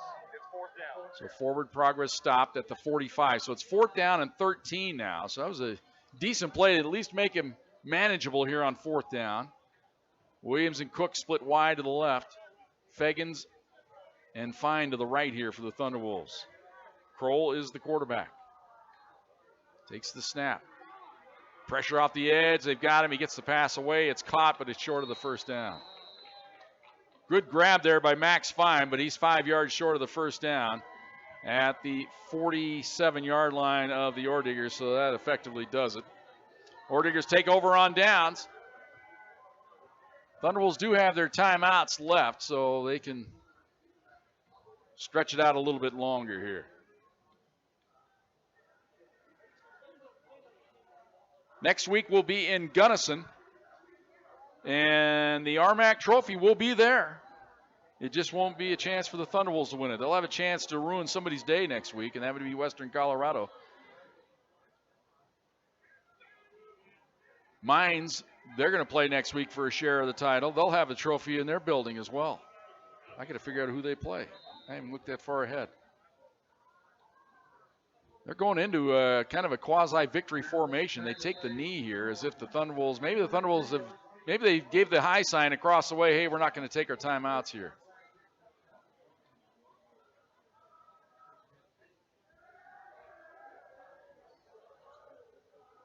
That has to be what John Rissa did. He must have just signaled across the way and said, you know what, I'm not even going to bother. Because you got your 3 timeouts, or you could get the ball back with around 1:50 to go, but they're not even going to try that here. So the ball's at the 44 here for the Orediggers. They face 2nd down and 13. We're down to 1:40, 11 on the play clock.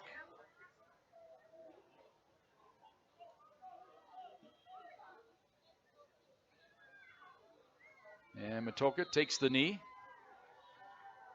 Matoka's smart. He takes the snap in the gun back at about the 39. He runs forward to the 42 and takes it. He doesn't want all those yards coming off his rushing totals. So he's down to -5 on this possession, but if he was taking the knee right where he took the snap, he'd be at -10 right now. He's just making sure his numbers look right.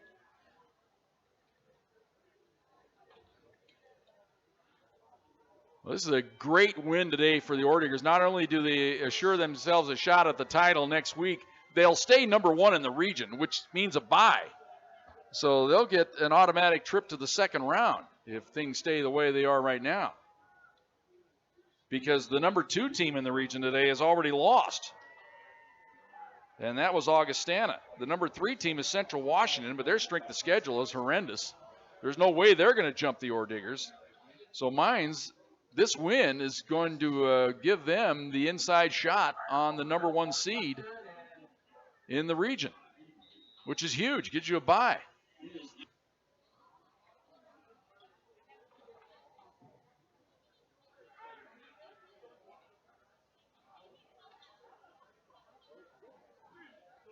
Somebody screwed up here on the down. Shouldn't it be?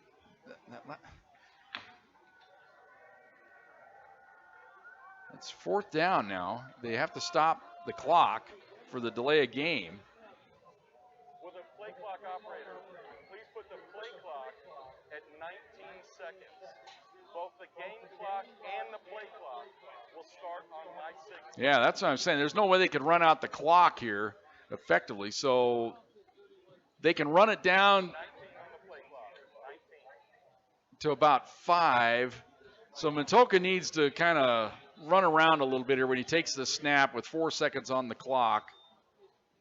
Hoist one up in the air and the game can be over.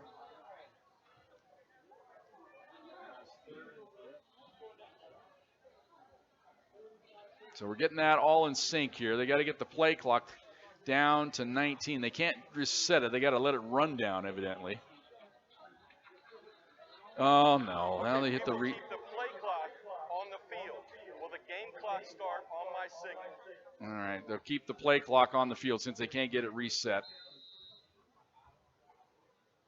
So they can take it down and take a delay a game. Now they got to wind the clock. So they can take a delay a game call with 5 seconds to go. Then run a play. Matoka wants to know, do we call timeout or we just let it go down to 5? He says, just let it go down to 5. We'll take the delay a game, and then we'll run the run-around play. Just throw the ball up in the air. 5 seconds will come off the clock. That's what's going to happen here. So there's the delay a game. They've let the clock run all the way down. Yeah, it's going to be – the clock operator has lost his mind over here at the Thunderbolt. Yeah, you got to put 5 on the clock here. And now the Orediggers will take the snap. and you just kind of run around a little bit. You heave a pass up in the air and let the clock run out. We'll see if Matoka knows that here. He just can't take a knee. If he takes a knee, the ball goes over to the Thunderwolves.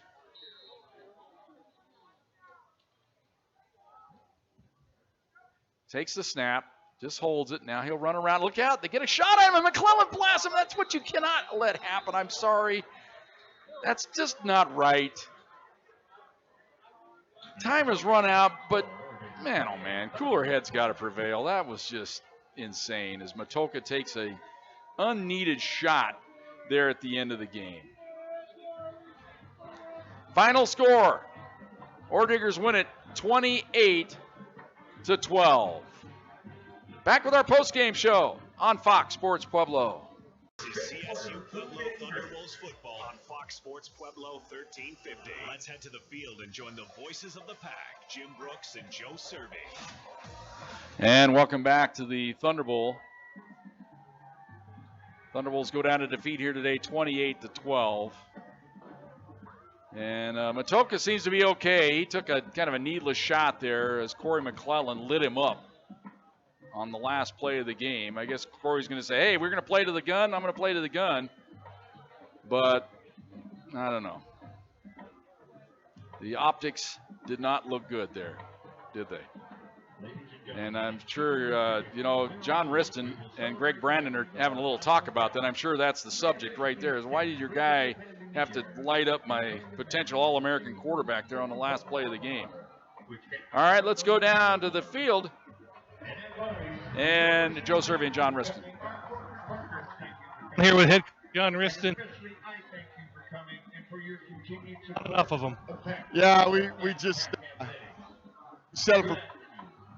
Yeah, he's too far out on the field. I can't get him to come down closer. That's my problem, isn't it, this year? And, yeah, it's just, for some reason, the things just don't work here at the Thunder Bowl with the way our digital signal is. And they're out on the 40. I need them down here close to the sideline because we just lose it. I got to do it.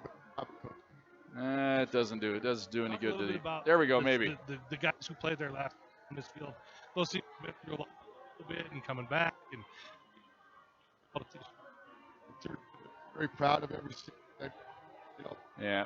Sorry, folks. Apologize. We don't get the words of John Riston here following the ball game, but it's just a problem with the wireless signal. It just does not work here at the Thunder Bowl for some reason when you're out there a little bit onto the field. So we don't get that post-game interview. But we'll come back. We'll have the highlight package. That all comes your way next. Thunder Bowl's post-game show on Fox Sports Pueblo. On Fox Sports Pueblo 1350. Let's head to the field and join the voices of the pack, Jim Brooks and Joe Cervi. And welcome back to the Thunder Bowl. 28-12 is the final score here. The Thunderwolves go down to defeat. Let's go to our highlight package, shall we? And didn't start off good for the Thunderwolves as Mines been a big play on defense to start the game. Under center this time, Lamphere looks like pressure, ball's loose. He got hit and Mines has it on the turnover. Lamphere was blasted and he's hurt. And the ball is down at the 45-yard line, and the Orediggers have it. Now, the question is, did he pass it or not? I think it's a fumble all the way. And, indeed, it was a fumble. Mines gets the recovery, but they would end up missing a field goal. Thunderwolves then would get another big play on their defense. Looks right. Here comes pressure. He gets away, rolls to his right, zips it down the middle of the field. Intercepted! The ball hawk has it for the Thunderbolts, Marcus Lawrence. Who else would you expect to intercept it for the pack than Marcus Lawrence? Baited him the whole way. Baited him the entire play. He had that read from the time of the snap. Thunderbolts would take over at around the 40-yard line of the Orediggers. They would drive it down, but unable to get the touchdown, so they called on their backup field goal kicker. Field goal from your backup field goal kicker, that's huge. This is going to be a series of body blows, don't you think? It's going to be just take what you get and then just back and forth, just a series of. We didn't quite catch it there. That was Jared Zulek, though, on the field goal for the Thunderbolts. Made it 3-0 at that point. The Orediggers then mounted one of their best drives of the day to answer. Matoka, straight drop back. Looks, comes back. Oh, wide open Zeman. Inside the 10, inside the 5 to the pylon. Touchdown, Orediggers. Good little design play there by the Ore Diggers. They had a bunch formation to the left. They all came across the middle, kind of on a quick crossing route. That opened up the whole left side of the field to Zeman, and he waltzed it on into the end zone for the touchdown. Extra point was good, made it 7-3 at that point. Thunderwolves then would march it back down the field in good shape, but they got it to the 10-yard line on a second down and goal. Tried 2 pass plays, unable to score. Again, they would call in the field goal. Good snap, ball's down, kick is up, and it is good. 6:24 to go here in the first half. Ore Diggers lead it 7-6. And we went into the locker room at 7-6. The Thunderwolves defense made a good stand at the end of the first half. Kind of a crazy play happened late in the first half. 2 turnovers on the same play. Ore Diggers ended up with it, but then the Thunderwolves got a sack to put them out of field goal range. Mines then on the opening kickoff of the second half, they would fumble it on a fair catch. And when you fumble a fair catch on the kickoff, the ball is down where you fumbled it. That was at the 4-yard line. You'd think Mines was in trouble. Well, they weren't in trouble. It's caught across the 5, across the 10, 15, up the sideline, 25, 30. This could go the distance. 45, 50, 40, 30, 20, 10. Touchdown, Tristan Smith for the Ore Diggers. Just like that, 96 yards. And the extra point was good, made it 14-6 at that point. Thunderwolves then would mount a great answer drive. They would get it down into the red zone at Mines, but the turnover bugaboo struck again. Ampere under center this time. Straight drop back. He looks left instead. Now here comes pressure. Look out. He sacked. The ball's loose. It's fumbled. Picked up by the Ore Diggers up the sideline. And tackled by Fine at the end at the 40-yard line. But the ball scooped up by the Ore Diggers by James Hess. So perhaps instead of a 14-9 ball game or maybe getting a touchdown on 4th down, who knows, it just kind of turned the game right there. It would lead to this touchdown for the Ore Diggers. Now he reshifts to the right side, takes the handoff up the middle, and he plows his way to the goal line. Touchdown. And the extra point was good, made it 21-6 at that point. Thunderwolves then in the fourth quarter would mount some sort of a rally. They would have a 4th down situation out around midfield. They lined up to punt the football away. We questioned, what the heck are they doing? Well, they knew what they were doing. Got a fake in their arsenal. Mines is playing just basic defense here, it looks like to me. And they do run the fake, and they're going to have something. They've got it working up the sideline.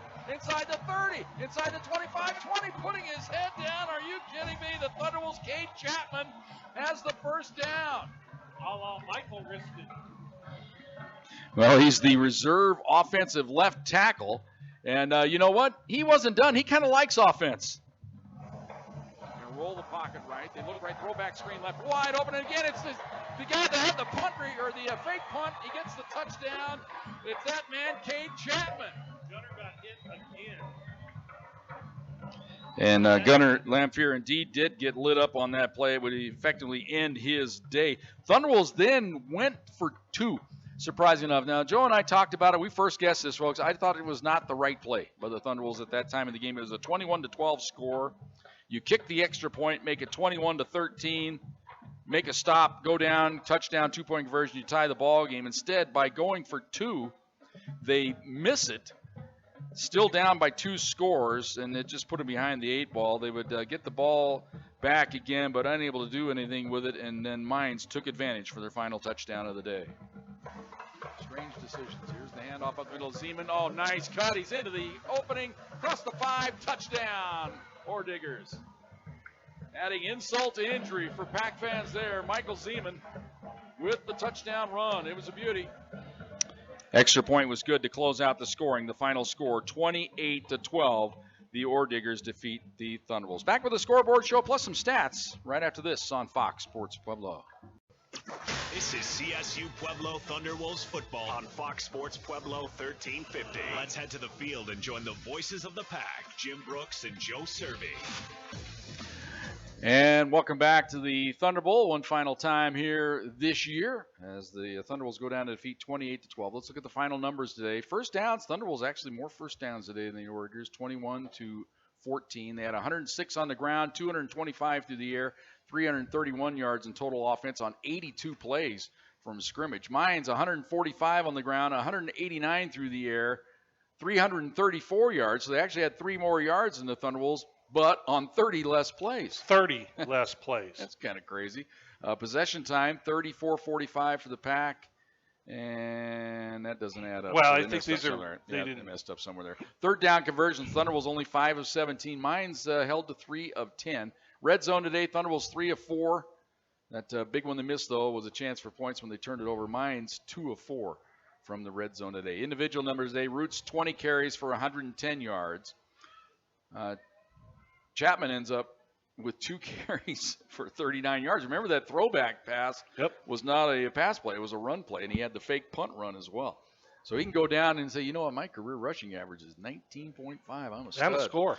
Yeah, Nick Bingham, 8 carries for 25. Kroll, 1 carry for 12. Zeman had 17 for 115, 2 touchdowns for the Ore Diggers. Matoka, 13 carries for a net 33. He was sacked today 4 times for a net loss of 32. Through the air, Matoka 16 of 21, 1 interception, 189 yards, 2 touchdowns. As long, of course, the 96-yard strike was sacked 4 times. Lamphere 18 of 34 for 186, no touchdowns, sacked 6 times in the game. Kroll 4 for 8, 39 yards. Zeman had 4 receptions as well for 39 yards and a touchdown. So I'm saying your player of the game today, I'm going to give it to Michael Zeman. Tristan Smith, 3 for 116, also had that touchdown. The 96-yard helped his average. Karp, 3 for 20. Johnson, 3 for 9. For the Thunderbolts, Fine, 6 for 74. Sykes, 4 for 55. Garrett, 4 for 18.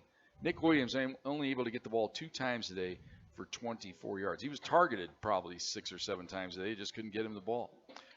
Defensive numbers, Filio had 10 tackles. Gonzalez with 8. McClellan and Lawrence with 5 apiece. 14 tackles today for Jaden Williams for the Ore Diggers. 9 for Brewster, 8 for Reeve, 8 for Courts. Final score, 28-12. The Ore Diggers win it. Let's take a look at some scores from around the country. We'll try to give you your Division II look here first. In the RMAC, today, next week's opponent, Western Colorado. They defeat Lincoln of California. Lincoln is in their first year of playing football this year. And they lose today, Lincoln, California does, to Western Colorado 72-6. We'll be in Gunnison next week. Other finals from the conference. South Dakota Mines defeats Highlands 40-17. Adams State over Fort Lewis 37-14. Mesa drills Black Hills State 52-9. There's a chance Mesa could creep into the region at the end of this year. Chadron State over Western Oregon 45-7. Some of those super region scores will bring you here. Augustana, they were the number 2 ranked team in the region. They lose to Minnesota Duluth today, 41-15. So Augustana will no longer be number 2. You got to figure Minnesota Duluth's going to move up into the rankings there somehow at the basis of that victory. Central Washington, who was ranked 3rd, they defeat Western New Mexico 54-29. Midwestern State, they take on West Texas A&M tonight. Angelo State also in action tonight against Texas A&M Commerce. That's the only 2 night games this week in Division II football. Bemidji State and Northern State were playing today. I forgot to get that score for you, so we'll see if we can round that up here in a little bit. Scores from the state of Colorado today. Tough one for the Air Force today. They lose to Army 21-14, so their drought for the Commander's Chief Trophy will be at least 6 now. The last time they won it was in 2016. Had a chance to win that game. They ended up losing it in overtime. How'd your Rams do today, Joe? Or are they playing tonight? No, they lost 31-17 in Wyoming. Oh, my gosh. The bronze boot goes to the UPS drivers. How about Oregon State and Colorado? You got one? That's tonight. That is a night game. Okay, so then from other scores from around the country. Number 1, Georgia defeated Missouri 43-6. North Carolina, in the wildest game of the day, defeats number 9 and previously undefeated Wake Forest 58-55. That might be a good game to go home on YouTube and watch the highlights of that game, that little 10 or 12-minute package they provide on YouTube. That'll be fun. Ole Miss defeated Liberty 27-14.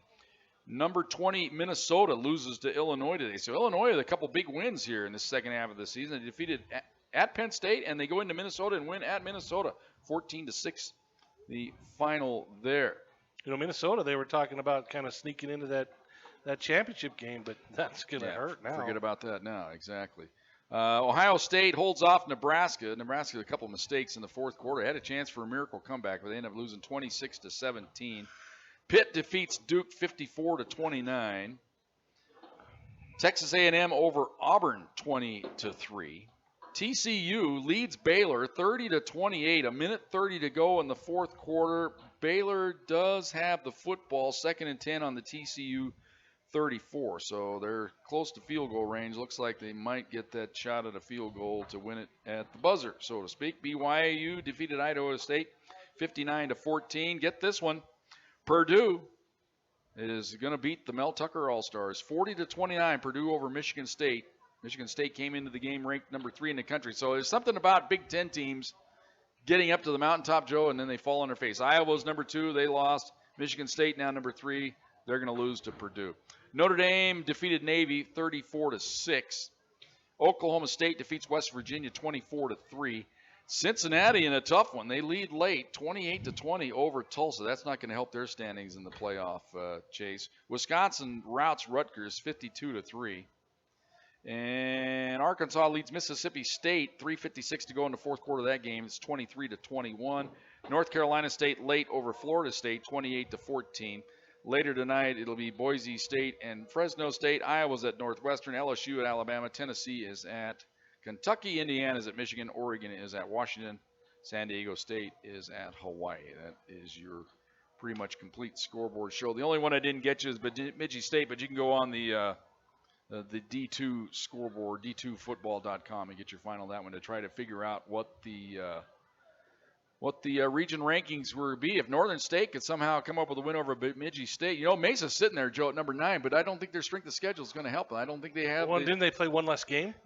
Exactly, and they just don't have the road to get into that top 7. So Mines, with this win, they play Adams State next week. Yeah, they're the number 1 seed. They'll get a bye. Yeah, and then somebody's going to end up going to Golden. But that's a huge win for them. Yeah, but I also don't think this is the best Mines team we've ever seen. And CSU Pueblo, had they played their best, this was good on good. Yep. But CSU Pueblo did not play well. They played hard. And we'll be the first ones to admit that's as hard as we've seen them play in a long time. They just didn't play smart. And when the plays they give up that were big killed them. Sometimes you can give up a big play and deal with it. Killed them. Yeah, when it's 7-6 at halftime and you pin them at the 4-yard line, you like your chances, don't you? And then they hit that 96-yard pass, and that just put them behind schedule the rest of the half. Well, I had fans asking me when I was walking up if I asked them about the going for 2 and the 2-point conversion or the onside kick. Yeah. And watching John on the sidelines, I know that was not his call, and I know he was upset with what happened. And players make mistakes, coaches make mistakes, but when you're playing the 13th ranked team in the nation for your life and you don't play well, that's what happens. Well, let's make no mistake. It was his call to go for 2. It wasn't his call on the onside kick. Right. But to go for 2, he decided there. When you kick it, get it within 8, and then, you still got a ball game. Yeah, I mean, because you're 1 score out. If you miss going for 2, you're 2 scores out. I mean, you got to put analytics aside and just do basic math. Yeah, but it is his reasoning there. Excuse me, there the old proverbial frog got in my throat there. But he may be thinking, hey, I'm going to go with a freshman kicker. I got to get the 2-point conversion somewhere. I'm going to go on momentum side here. Well, hey. And that's had to be his role. We get to ask him. Well, and we will. Wednesday. We'll ask him on Wednesday. And he's going to have time to digest this game, and it's not going to go well. Yeah, it's going to it's not going to go well. Just allowing your quarterback to get slapped around like that is what hurts. You can't let your quarterback get just shellacked like that throughout the ball. And Gunner left it all out there. He couldn't, when you have to tap out because you're just, I don't know if they tapped out for him, but I'm guessing maybe so. Yeah, I think he got hit. One was a late hit, and maybe that I got on McClellan's case there at the end of the game. They may have been taking revenge for them taking the late shot at Gunner. Yeah, I mean, and they did it several times. They got called a couple times, but they did it a couple times. McClellan just absolutely lit up Matoka. But I blame that on Greg Brandon, for even allow his quarterback to stand there. Take the snap, go back, heave it down the field. The time runs out. Instead, you got your quarterback standing right. He's just sitting duck. Take the safety. Yeah, run back. Do something. Do something. Don't let your quarterback just stand there and get shellacked is what he did, and that just – well, we didn't even touch on it. Greg Brandon was suspended a game this year. Yeah. I mean, these Mines Golden boys that They're not as golden as everybody thinks. All right. Well, Joe, I got one final game for the Thunderwolves to play this year. It's on the schedule. They got to go do it, and this is kind of foreign territory for the Pack. The last time they lost 4 games in a season was the second year of the program when they went 7-4. And they right now sit at 6-4, and a chance, to salvage something, to go in.